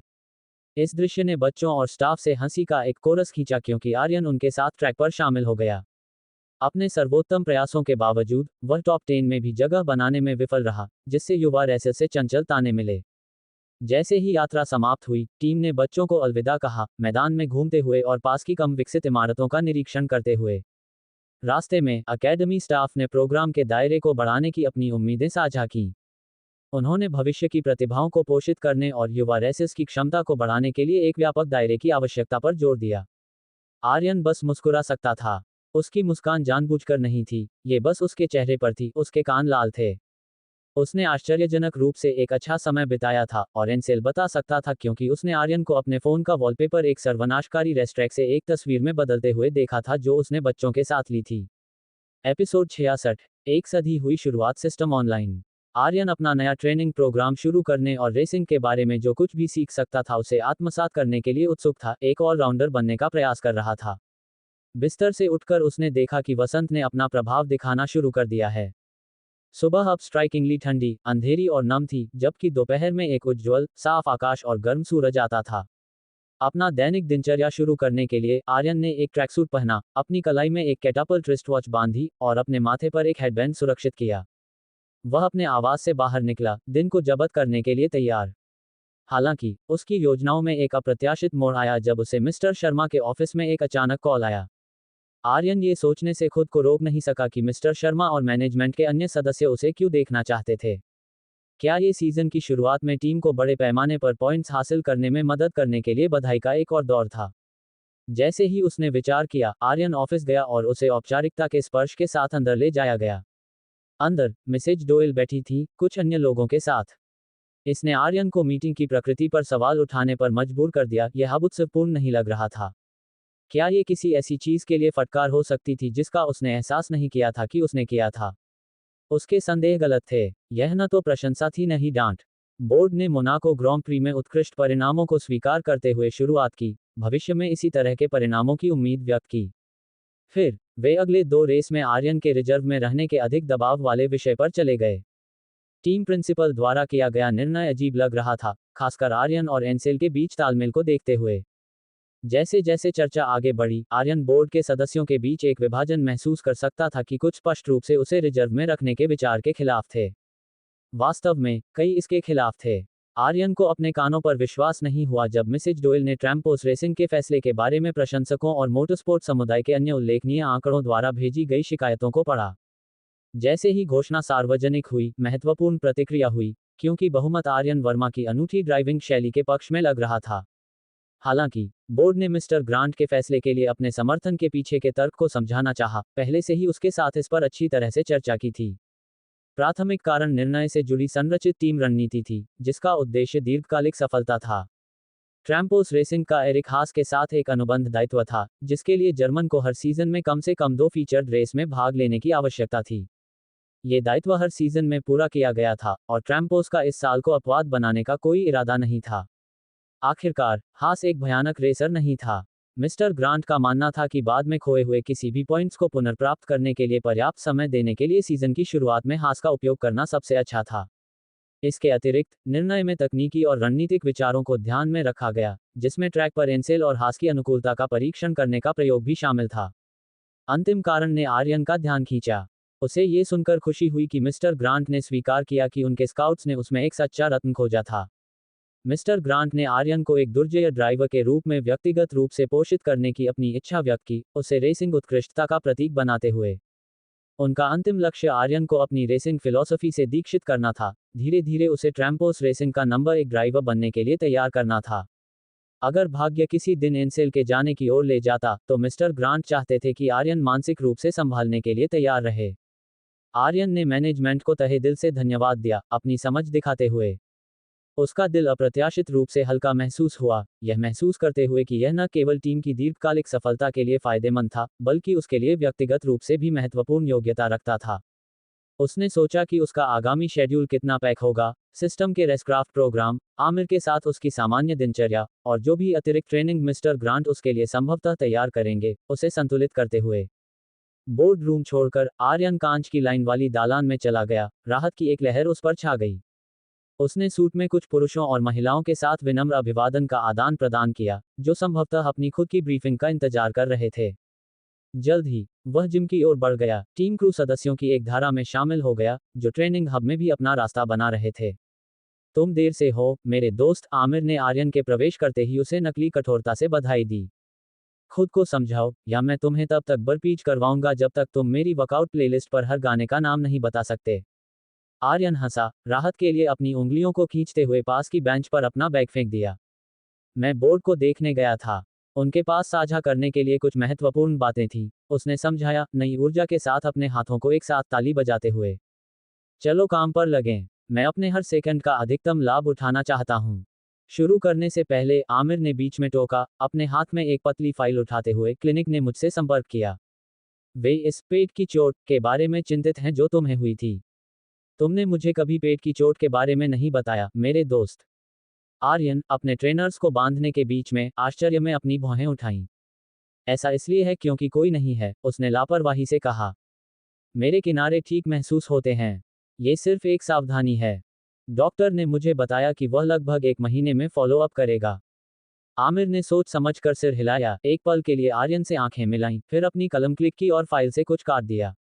ठीक है, आगे बढ़ते हैं, उसने आह भरी, कागजों को पलटते हुए।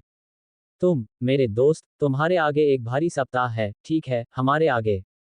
यहाँ योजना है। तुम्हारे टीम प्रिंसिपल ने कठिनाई स्तर को मंजूरी दे दी है।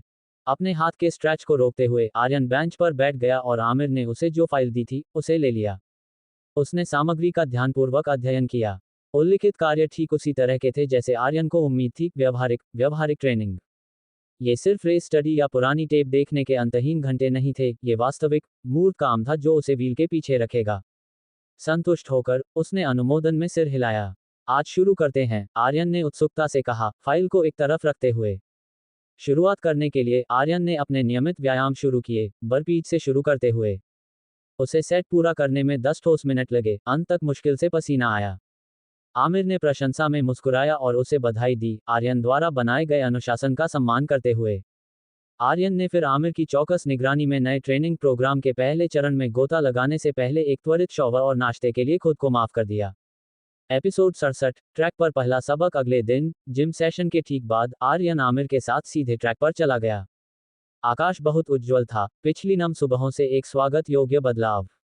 तुम्हारे टीम प्रिंसिपल एक डरावने आदमी है, आमिर ने फुसफुसाया जब वे फुटपाथ के साथ टहल रहे थे जो उस जगह की ओर जाता था जहां मिस्टर ग्रांट ट्रैक के किनारे 5 क्रू सदस्यों के साथ खड़े थे। आर्यन की दिलारा, दिन की ट्रेनिंग के लिए तैयार, सूरज की रोशनी में चमक रही थी। इसकी लाल, काली और सफेद पॉलिश की हुई चमक बाहर खड़ी थी, और इसके ताज़ा रबर टायरों की महक हवा में बनी हुई थी। आर्यन आमिर की टिप्पणी पर हंसा। तुम्हें ऐसा लगता है ना? उसने जवाब दिया, मिस्टर ग्रांट के गंजे सिर पर नजर डालते हुए, जो उगते सूरज को पूरी तरह से प्रतिबिंबित कर रहा था। वह और आमिर दोनों ने एक शांत हंसी साझा की। मैंने सीखा है कि वह आदमी पूरी तरह से व्यवसाय है, तुम जानते हो, थोड़ी सी हल्की फुल्की बातों के लिए कोई जगह नहीं। लेकिन हे, जब तक वह मेरा सिर नहीं काटता, हम ठीक रहेंगे। Good morning, mister grant, Aamir ने पास आते ही अभिवादन किया। उसने ट्रैम्पो स्क्रू पर नजर डाली जो आर्यन के सिंगल सीटर की देखभाल कर रहा था जैसे कि यह एक अनमोल रत्न हो। और यहाँ मेरे सभी दोस्तों को good morning. Good morning, sir, Aryan ने विनम्रता से जोड़ा, आमिर को अपनी खुशमिजाज हरकतों को कम करने के लिए प्रेरित करते हुए। मिस्टर ग्रांट की कड़ी नजर नहीं डगमगाई, उनकी आंखें दोनों पुरुषों को स्कैन कर रही थीं। आर्यन, तनाव को महसूस करते हुए, लापरवाही से क्रू की ओर घूम गया, पल को हल्का करने के लिए बातचीत शुरू कर दी। मिस्टर ग्रांट का ध्यान फिर पूरी तरह से आमिर पर चला गया। तुम उसके पर्सनल ट्रेनर हो, ट्रैम्पोस रेसिंग के स्टाफ सदस्य नहीं। तुम सुविधा में इतनी दूर क्या कर रहे हो? उसने पूछा, उसके हाथ उसकी पीठ के पीछे बंधे थे। एक लाल टी शर्ट, काले जॉगर्स और मैचिंग लाल स्नीकर्स पहने, मिस्टर ग्रांट तेज और कमांडिंग लग रहे थे। आमिर ने अपनी फाइलों को अपनी बगल के नीचे दबाया और अपनी नाक पोंछने के लिए एक स्कार्फ निकाला। माफ करना, उसने बड़बड़ाया। एक भारी खर्राटे के बाद सफेद कपड़े की नर्म फड़फड़ाहट हुई। सूंघते हुए आमिर ने स्कार्फ को अपनी जेब में डाल लिया और अपनी नजर आर्यन की ओर घुमाई, जो उत्सुकता से एक क्रू सदस्य का पीछा कर रहा था जिसने उसका MP3 प्लेयर छीन लिया था। मेरा किसी भी प्रक्रिया में हस्तक्षेप करने का कोई इरादा नहीं है। मैं बस जाने से पहले लड़के को ड्राइव करते देखना चाहता हूँ। निश्चित रूप से, एक साधारण वार्म अप लैप कोई नुकसान नहीं करेगा, है ना? मिस्टर ग्रांट ने एक ताने के साथ अपनी आंखें घुमाईं। एक साधारण वार्म अप लैप फिर? धन्यवाद। अपने हाथों को तेजी से ताली बजाते हुए मिस्टर ग्रांट ने आर्यन और टीम का ध्यान खींचा। उनकी चंचल हरकतें तुरंत बंद हो गईं क्योंकि वे सिंगल सीटर पर लौट आए, जो ऐसा लग रहा था कि जीवन में दहाड़ने के अपने मौके का बेसब्री से इंतजार कर रहा था। एक बार जब टीम इकट्ठी हो गई, तो मिस्टर ग्रांट ने अपनी बाहें मोड़ ली, उनकी कड़ी नजर हवा में किसी भी बची हुई मनोरंजन को मिटा रही थी। ठीक है, आर्यन, 1000 मीटर के चारों ओर एक लैप। अपनी उंगलियों को लचीला बनाओ, कार को गर्म करो, और सुनिश्चित करो कि तुम्हारी गति और सटीकता बिंदु पर है। फिर, हम आज के एजेंडे पर आगे बढ़ेंगे, मिस्टर ग्रांट ने निर्देश दिया, संक्षेप में आमिर की ओर अपनी आंखें घुमाते हुए जब उन्होंने समाप्त किया। बिना किसी हिचकिचाहट के, आर्यन एक क्षण में कूद गया। एक क्रू सदस्य ने उसे अपना हेलमेट फेंका, जिसे उसने सहजता से अपने सिर पर स्लाइड कर लिया, हेड सॉक को छोड़कर, और अपने पैरों को फ्लेक्स करते हुए पट्टियों को कस लिया। तंग कॉकपिट अक्सर सिंगल सीटर में हर सेशन के बाद उसके पैरों को दर्द देता था, उन सभी 3 रेस के बाद तो और भी ज्यादा जिसमें उसने भाग लिया था। आमिर और मिस्टर ग्रांट ने ध्यान से देखा जब आर्यन ने अभ्यास की आसानी के साथ कॉकपिट में चढ़ाई की, क्रू ने उसे सुरक्षित रूप से बांध दिया। मैकॉले, एक प्रमुख क्रू सदस्य, से उसकी छाती पर थपथपाहट हुई। चलो देखते हैं तुम कितनी तेजी से जाते हो, दोस्त। ऊपर, ऊपर, और दूर। आर्यन अपने हेलमेट के नीचे हंसा, एक थम्स अप देते हुए क्योंकि उसका सिस्टम उसे कार के साथ सहजता से सिंक्रनाइज कर रहा था। इंटरफेस जीवन में झिलमिला उठा, हर घटक का विश्लेषण करते हुए और उसकी इंद्रियों को मशीन के साथ मिलाते हुए। मिस्टर ग्रांट ने अपना ध्यान क्षण भर के लिए टेलीमेट्री बिल्डिंग की ओर घुमाया, जो लेन से बस एक पत्थर की दूरी पर थी। चौड़ी कांच की खिड़कियों के माध्यम से मिस्टर मॉरिट्स और उनकी इंजीनियरों की टीम कड़ी मेहनत कर रही थी। जैसे ही मिस्टर ग्रांट की नज़र को महसूस करते हुए मॉरिट्स ने सहज रूप से ऊपर देखा, उनकी आंखें मिलीं। मिस्टर मॉरिट्स मुस्कुराए और एक थम्स अप उठाया, फिर अपना ध्यान अपने सामने कंप्यूटर स्क्रीन पर वापस कर लिया। ट्रैक पर वापस, आर्यन की कार पहले से ही रेव कर रही थी, इसका रियर इंजन की गर्मी से झिलमिला रहा था। मिस्टर ग्रांट ने रेडियो को अपने होठों पर लाया। यह एक फ्री ट्रैक है, आर्यन। अपनी कार को जितना चाहो उतना घुमाओ, उसने कहा। तारांकन ठीक है, सर। तारांकन तारांकन, आर्यन ने तुरंत जवाब दिया। टायर चीख उठे जब आर्यन ने मैकॉले के सिग्नल देते ही आगे छलांग लगा दी। हवा का एक झोंका क्रू और मिस्टर ग्रांट के पास से गुजरा, जो भीड़ के बावजूद दृढ़ और अडिग खड़े रहे। हालांकि, आमिर पीछे की ओर लड़खड़ा गया, सीधे रहने के लिए संघर्ष कर रहा था क्योंकि उसके कागज हवा में बिखर गए। जल्दबाजी में अपनी फाइलें इकट्ठा करते हुए आमिर ने चौड़ी आंखों से ट्रैक पर नजर डाली। और उसने कितनी तेजी से एक्सीलरेट किया। उसने किसी से विशेष रूप से नहीं कहा। तारांकन तारांकन 7.70 मीटर्स पर स्क्वायर सेकंड। तारांकन तारांकन, मिस्टर मॉरिट्स का शांत जवाब रेडियो पर आया। मिस्टर ग्रांट ने सांस छोड़ी, अपना रुख समायोजित करते हुए जब उसने आर्यन की कार को एक मोड़ के चारों ओर गायब होते देखा, इंजन की दहाड़ दूरी में फीकी पड़ गई। ये 100 किलोमीटर प्रति घंटे के करीब है, उसने बड़बड़ाया। यह अच्छा है। आमिर, अभी भी स्तब्ध, ने अपना सिर हिलाया। तो, तुम इस युवा लड़के को एक जानवर में आकार दे रहे हो। एक मशीन है ना? मिस्टर ग्रांट ने ताना मारा। उस लड़के में कुछ भी युवा नहीं है, मिस्टर जेम्स। वह एक लड़के के शरीर में एक आदमी है। ये तो साफ है, उसने कहा, उसकी नज़र ट्रैक के किनारे एक ट्रैफिक सिग्नल की तरह लगे स्क्रीन पर टिकी हुई थी। वहां वह आर्यन को शांतिपूर्ण ट्रैक के माध्यम से सावधानी से नेविगेट करते हुए देख सकता था, और जल्द ही किसी भी सेकंड उनके पास से जूम करेगा। आमिर ने सोच समझकर सिर हिलाया, अपनी नज़र दाईं ओर ले जाते हुए जहां आर्यन के इंजन की आने वाली आवाज हवा के माध्यम से एक धधकते हॉर्न की तरह खींच रही थी। लाल और काली डलारा एक बार फिर से कट गई, आर्यन को निर्देश न दिए जाने के बावजूद एक और लैप के लिए जोर दे रहा था। तुम्हें उसे नियंत्रित करना होगा, आमिर ने कहा, चुप्पी तोड़ते हुए। उसे शुरू में बहुत जोर मत दो। तुम लाभ नहीं उठा सकते, या इससे भी बदतर, तुम विपरीत लाभ उठा सकते हो।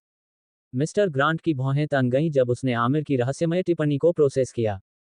वह ट्रेनर की ओर मुड़ा, उसका भाव कठोर हो गया। और इसका ठीक ठीक क्या मतलब है? आमिर ने कंधे उचकाए। मेरा मतलब है, मैं आर्यन के पूरे करियर के लिए उसका PR हो सकता हूं, लेकिन चलो यथार्थवादी बने, ट्रैम्पोस शायद उसकी टीम हमेशा के लिए नहीं होगी। मैं कोशिश नहीं कर रहा हूं, मिस्टर जेम्स, कृपया सुविधा छोड़ दें, मिस्टर ग्रांट ने ठंड से बीच में टोका, उसकी आवाज भावना से रहित थी। आमिर रुका, दूर के ट्रैक की ओर एक आखिरी नजर डालते हुए।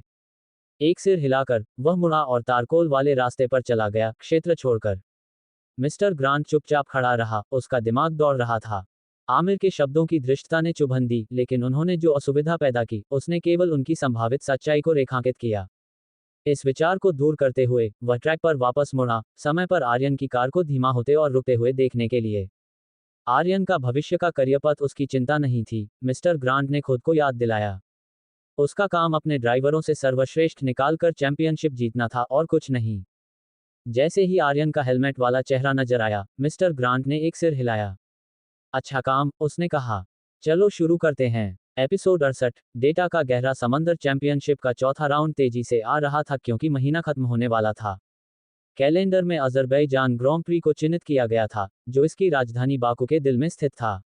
आर्यन को पता नहीं था कि ऐसा कोई देश भी मौजूद है, और वह ये जानने के लिए उत्सुक था कि यह कैसा दिखता है और इसके लोग कैसे बातचीत करते हैं।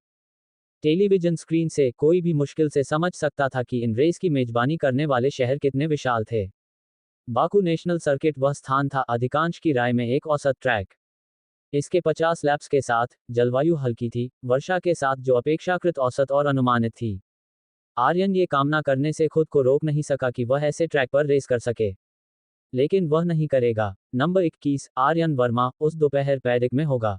अजरबैजान की यात्रा शुरू होने से पहले आर्यन ने अपने सिस्टम द्वारा निर्धारित प्रोग्राम में गोता लगाया, मिस्टर ग्रांट के मार्गदर्शन में कड़ाई से ट्रेनिंग की और आमिर के साथ अपनी सुबह की एक्सरसाइज जारी रखी। उसका पहला काम घंटों की रेस फुटेज पर जाने से पहले वर्तमान फॉर्मूला 2 पीढ़ी के बारे में सीखना था। एक त्वरित, सहज खोज ने सभी 15 टीमों, उनके प्रायोजकों और ड्राइवरों के बारे में विस्तृत जानकारी दी। यह एक आश्चर्यजनक रूप से विस्तृत सूची थी, जिसमें 60 से अधिक फॉर्मूला 2 ड्राइवर शामिल थे, जिनमें से कई को आर्यन अब 2 रेस में भाग लेने के बाद आसानी से पहचान सकता था। आर्यन की नज़र सबसे प्रमुख टीमों पर टिकी रही क्योंकि उसने प्रोफाइल के माध्यम से स्कैन किया, हर चेहरे, नाम, उम्र, टीम की भूमिका और, सबसे महत्वपूर्ण, उनकी व्यक्तिगत उपलब्धियों को आत्मसात किया। ट्रैम्पोस रेसिंग। इंसेल हान, Aryan Verma Squadra Corse Junior, Elbert Durstappen, Kabir Malhotra Hachek Motorsport, Shaun Aaronson, Peter de Clark Buseno Velocita Junior, Max Adams, Dani Walding Retona Racing, Oliver Christensen. Vlad Wolinski. सब में से सबसे सजाया हुआ ड्राइवर मैक्स एडम्स था, जैसा कि डेटा ने आर्यन को स्पष्ट कर दिया था। कनाडाई ने प्रतिबिंबित करने के लिए एक प्रभावशाली रिकॉर्ड बनाया था। फॉर्मूला 2 में अपने 4 वर्षों में 24 वर्षीय ने 30 पोडियम फिनिश, 14 रेस जीत हासिल की थी और लगातार 3 सीजन के लिए चैंपियनशिप स्टैंडिंग के टॉप 5 में जगह बनाई थी। कुल मिलाकर, मैक्स एडम्स बुसेनो वेलोसिटा का पावरहाउस था। पोल पोजीशन हासिल करने में उसकी निरंतरता हमेशा रेस के दौरान उसके लाभ में काम करती थी। इस तथ्य को याद करते हुए कि उसने ऐसे एक अनुभवी को पछाड़ दिया था, आर्यन मुस्कुराया। मौजूदा F2 चैंपियन कम नहीं। डेटा का गहन अध्ययन करने के बाद, आर्यन ने वर्तमान में प्रतिस्पर्धा करने वाले सबसे सजे धजे ड्राइवरों का एक व्यक्तिगत पदानुक्रम बनाया। डेनको रदरफोर्ड और डांटे रेयस जैसे उल्लेखनीय नाम पहले ही मुख्य डिवीजन में स्थानांतरित हो चुके थे, लेकिन जो बचे थे, उनमें आर्यन ने मैक्स एडम्स को अपनी सूची में सबसे ऊपर रखा, उसके बाद आरोनसन, डर्स्टैपेन और फिर उसका अपना टीममेट, एंसेल। ये रैंकिंग केवल पिछले सीजन की अंतिम स्टैंडिंग पर आधारित नहीं थी, जो वास्तव में समान थी। इसके बजाय, आर्यन ने ड्राइवरों की उपलब्धियों पर सावधानीपूर्वक विचार किया और निष्कर्ष निकाला कि ये क्षेत्र में सबसे अच्छे थे। पिछले सीजन में, बुसेनो वेलोसिटा ने हैचक मोटरस्पोर्ट पर 70 अंकों की शानदार बढ़त के साथ चैंपियनशिप का खिताब जीता था। एडम्स और आरोनसन दोनों ने अपनी टीमों को इतनी ऊंचाइयों तक पहुंचाया था। आश्चर्यजनक रूप से, तीसरा स्थान स्क्वाड्रा कोर्से को नहीं गया था, जो उस वर्ष 5वें स्थान पर रहा था। इसके बजाय, तीसरा स्थान रेतोना द्वारा दावा किया गया था। डांटे रेयस के लिए धन्यवाद, एक प्रमुख संपत्ति जो उन्होंने टीम के साथ 6 साल के कार्यकाल के बाद खो दी थी। चौथा स्थान नेवादा जूनियर को गया और 5वां स्क्वाड्रा को। ट्रैम्पोस रेसिंग टॉप 5 में जगह बनाने में विफल रही थी।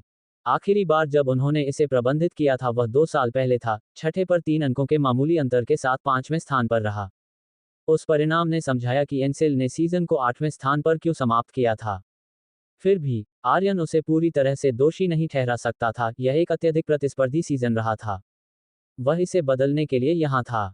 आखिरकार, यहाँ के कई ड्राइवर अपना फॉर्म खो रहे थे। आरोनसन और डर्स्टैपेन, विशेष रूप से, अब अपने चरम पर प्रदर्शन नहीं कर रहे थे। अफवाहें फैल रही थी कि उनकी टीमों ने समाधान के लिए स्काउटिंग शुरू कर दी थी। बेहतर युवा ड्राइवर आर्यन इस बदलाव का फायदा उठाने के लिए दृढ़ था। वह अपने आप में एक मशीन बन रहा था और समय इससे बेहतर नहीं हो सकता था। आर्यन के होठों से एक आह निकली जब उसने महसूस किया कि वह अपने विचारों में डूबा हुआ था। खुद को फोकस में वापस लाते हुए वह जानकारी के अगले टुकड़े पर चला गया जिसका वह अध्ययन करने की योजना बना रहा था। आर्यन ने अन्य टीमों से पिछले सार्वजनिक टेलीमेट्री डेटा प्राप्त करने में कामयाबी हासिल की थी। इस तरह के डेटा तक पहुंच पूरी तरह से कानूनी और आश्चर्यजनक रूप से आसान और सीधी थी। इसके लिए बस F2 के साझा संसाधनों और डेटाबेस में एक क्वेरी की आवश्यकता थी, साथ ही स्टीवर्ड स्क्रीनिंग के दौरान आधिकारिक फिया रिलीज से सार्वजनिक रूप से उपलब्ध डेटा के साथ। पिछले सीजन के डच ग्रां प्री की टॉप 5 टीमों के टेलीमेट्री डेटा ने आर्यन का ध्यान सबसे ज्यादा खींचा। उसने ट्रैम्पोस क्रू को उस रेस के बारे में विस्तार से चर्चा करते हुए सुना था, विशेष रूप से इसके रहस्यपूर्ण क्षणों और 3 DNF के बारे में। अपने बिस्तर पर पालथी मारकर बैठे आर्यन ने अपने सामने पतले पन्नों और नीले मुद्रित लेआउट की भारी किताब रखी। उसकी आंखें बुसिनो वेलोसिटा के डेटा की ओर खींची गईं, मैक्स एडम्स और दानी वाल्डिंग पर ध्यान केंद्रित करते हुए। वह उत्सुक था, ग्राफिकल और विश्लेषणात्मक रूप से एनोटेशन, प्रमुख मैट्रिक्स और चार्ट की मदद से समझने के लिए कि उन्होंने अपनी कारों और इंजनों को आरोनसन के हमलों से बचाने के लिए कैसे प्रबंधित किया, अंततः आरोनसन को ट्रैक से बाहर स्पिन करने के लिए मजबूर किया। वह रेस एक महत्वपूर्ण मोड़ थी, जिसमें मैक्स एडम्स ने एक जीत हासिल की जिसने उसके चैंपियनशिप अभियान को काफी बढ़ावा दिया। इंटेलिजेंस जोड़ एक अपने सिस्टम के इंटरफेस को नेविगेट करने में अच्छा, आर्यन ने टेलीमेट्री डेटा को डिकोड करना सीधा पाया। जितना अधिक उसने विश्लेषण किया, उतना ही वह अवशोषित हो गया। सूरज आकाश में नीचे डूब रहा था। मैक्स एडम्स की रेस रणनीति, जब इसे विजुअली तोड़ा गया, तो यह उतनी ही आकर्षक थी जितनी ट्रैक पर थी। आर्यन ने 2 रेस का विश्लेषण करके बहुत कुछ सीखा, ये सुनिश्चित करते हुए कि उसने एनसेल के प्रदर्शन का भी अध्ययन किया। डेटा ने उसके दिमाग में रेस को जीवंत कर दिया, ग्राफ के उतार चढ़ाव ने प्रत्येक लैप के तनाव को प्रतिबिंबित किया, टीम रेडियो की गूंज ने उसके कानों को भर दिया, और वह लगभग इंजनों की गर्मी और गति के उतार चढ़ाव को महसूस कर सकता था जो प्रत्येक रणनीतिक निर्णय को दर्शाते थे। ये देखकर दुखद और मनोरंजक दोनों था कि आरोनसन के डेटा के शून्य पर समतल हो गया जब उसकी कार रुक गई, स्पष्ट रूप से जारी रखने में उसकी अक्षमता का विवरण देते हुए।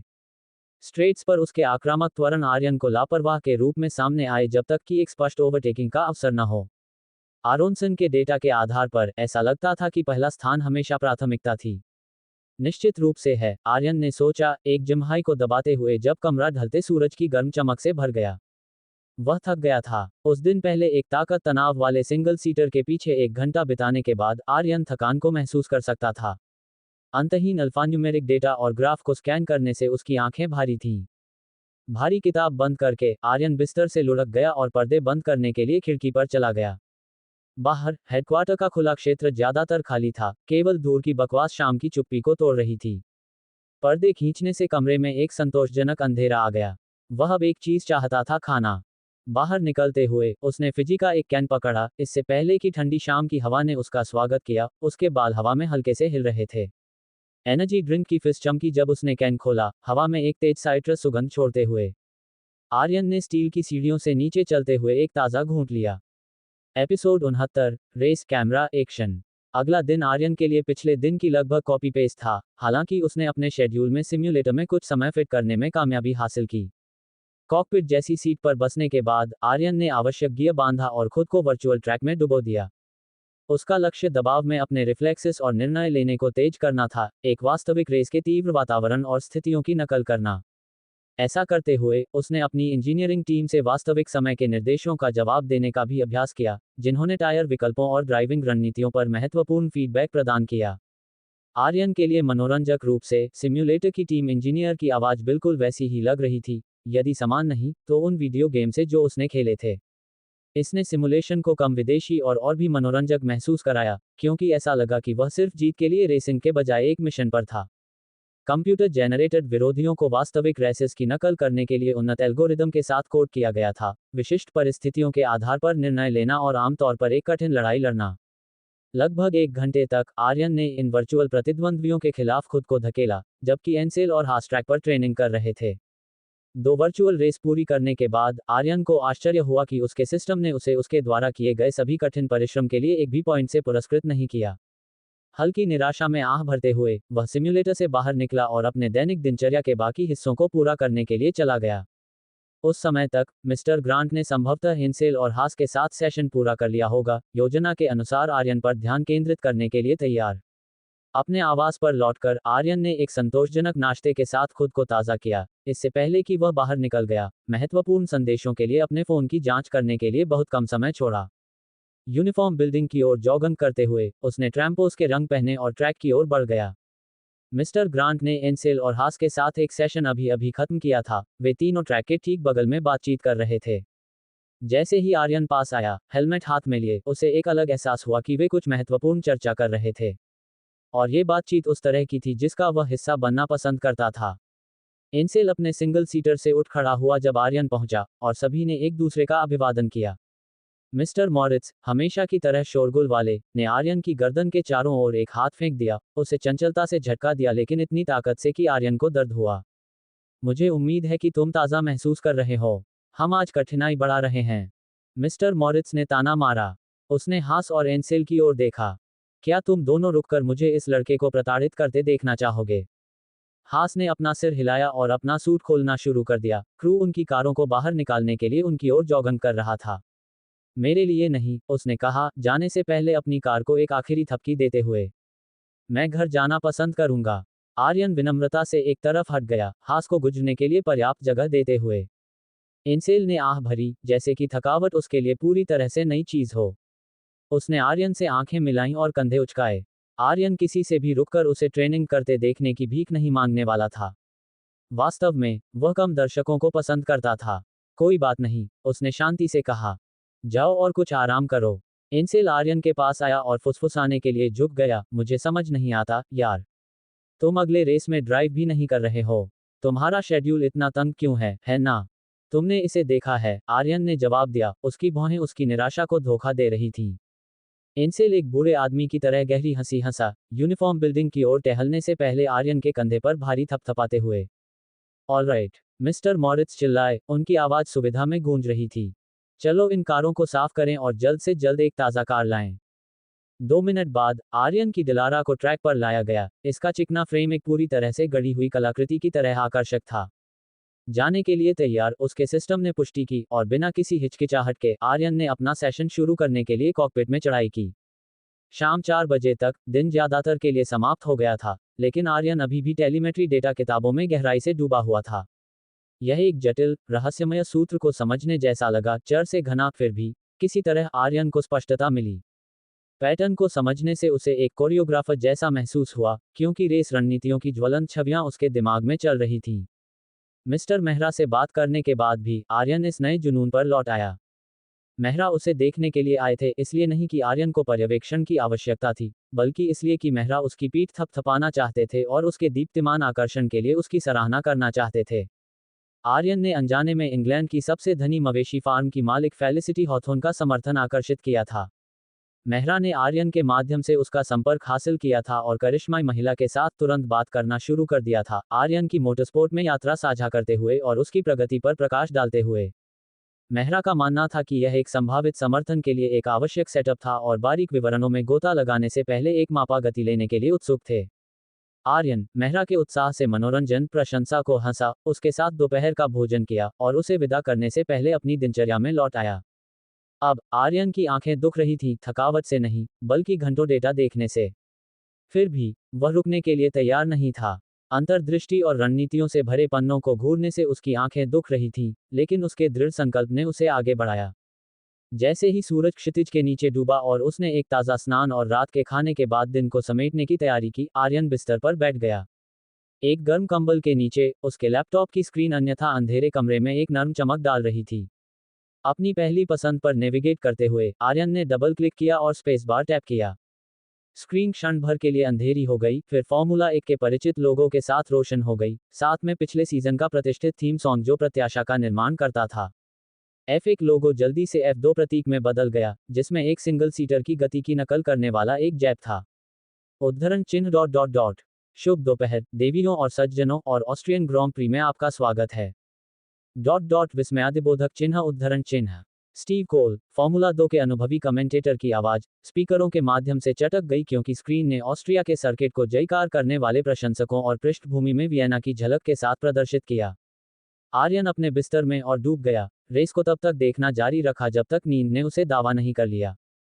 चैंपियनशिप स्टैंडिंग स्क्रीन पर दिखाई दी, उसके बाद सटीक डेटा जिसे दर्शकों को सीजन के विकास पर पकड़ बनाने में मदद करने के लिए डिजाइन किया गया था। फिल्म जल्दी से विद्युतीकरण स्टार्टिंग ग्रिड पर चली गई। आर्यन की नज़र ट्रैम्पोस के रंगों पर टिकी हुई थी, अन्य टीमों के बीच परिचित डिजाइनों को आसानी से चुनते हुए।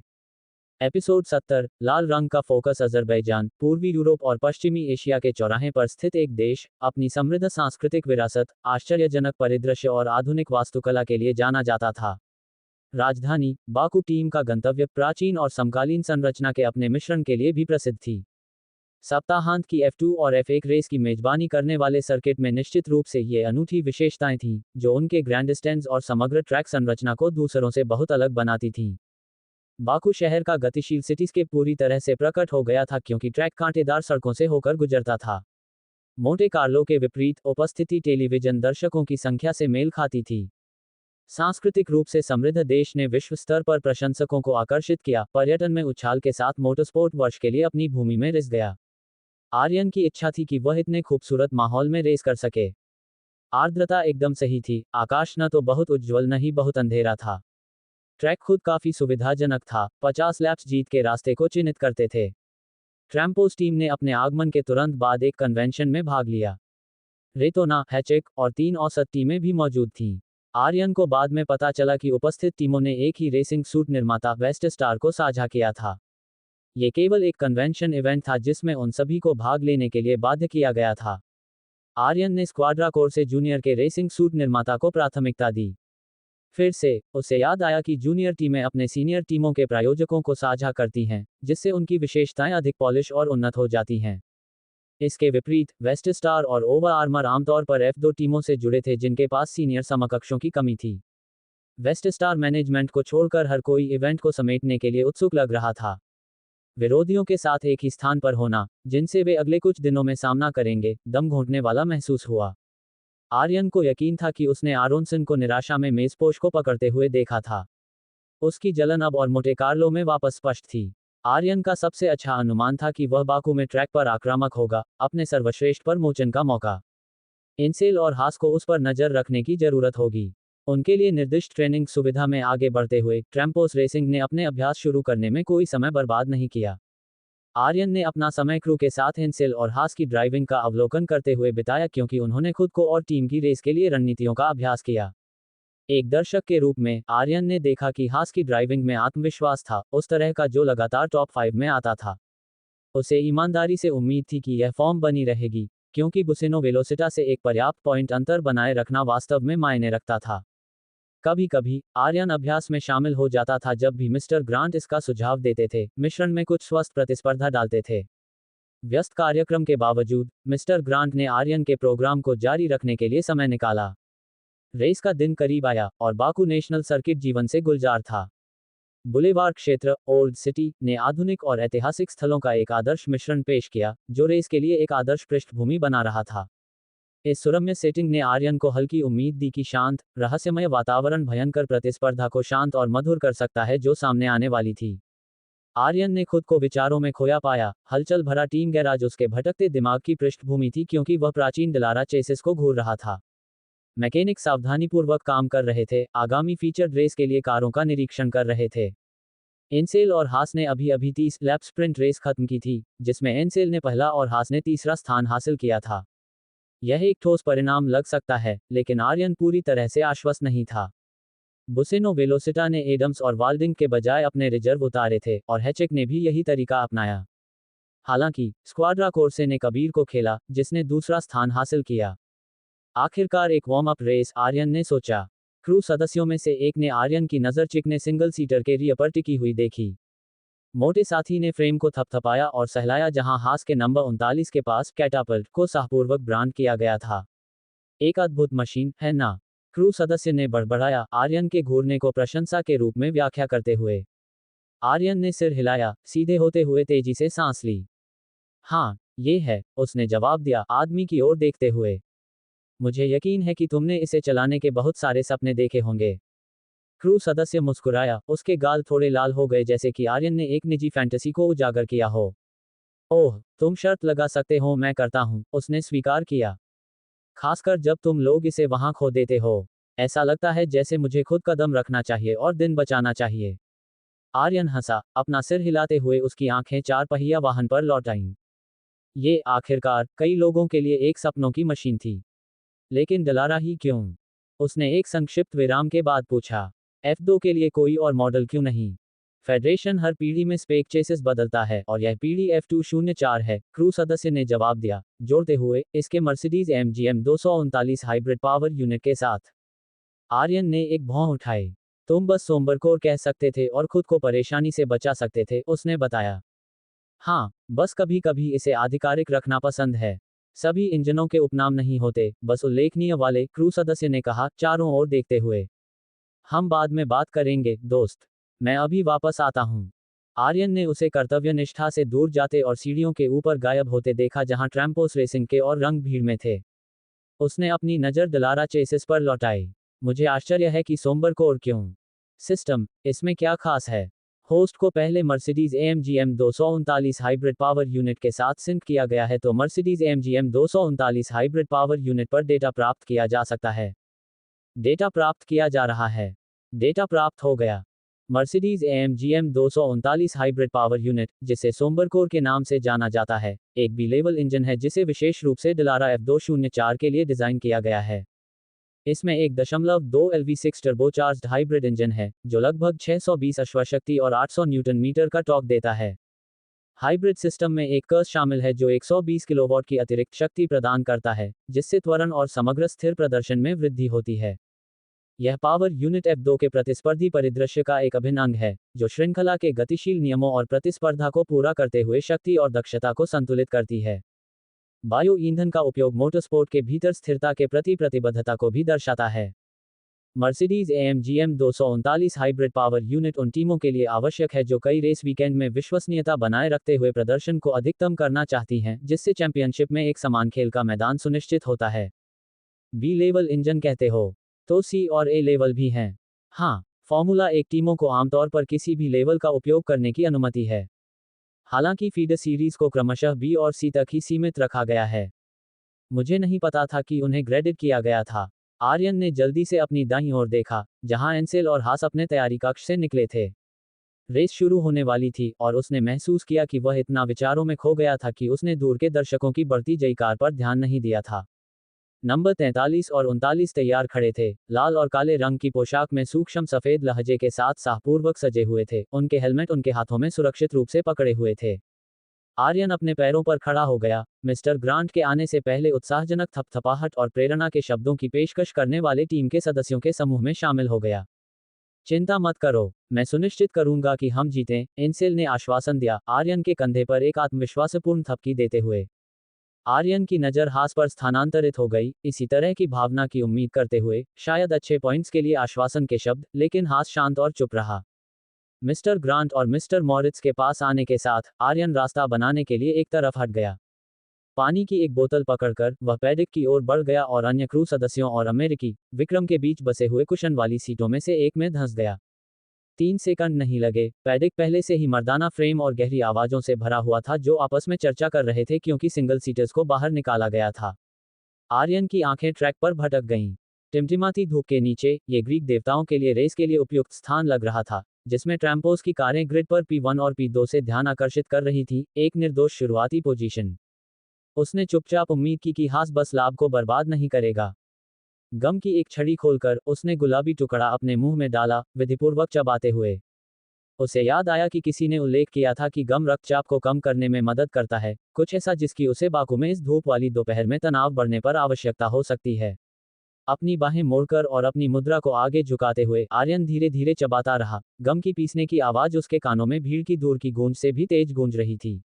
शायद ये पैडिक में मृत चुप्पी के कारण था। हर क्रू सदस्य अपनी सांस रोककर लाइट्स आउट का इंतजार कर रहा था।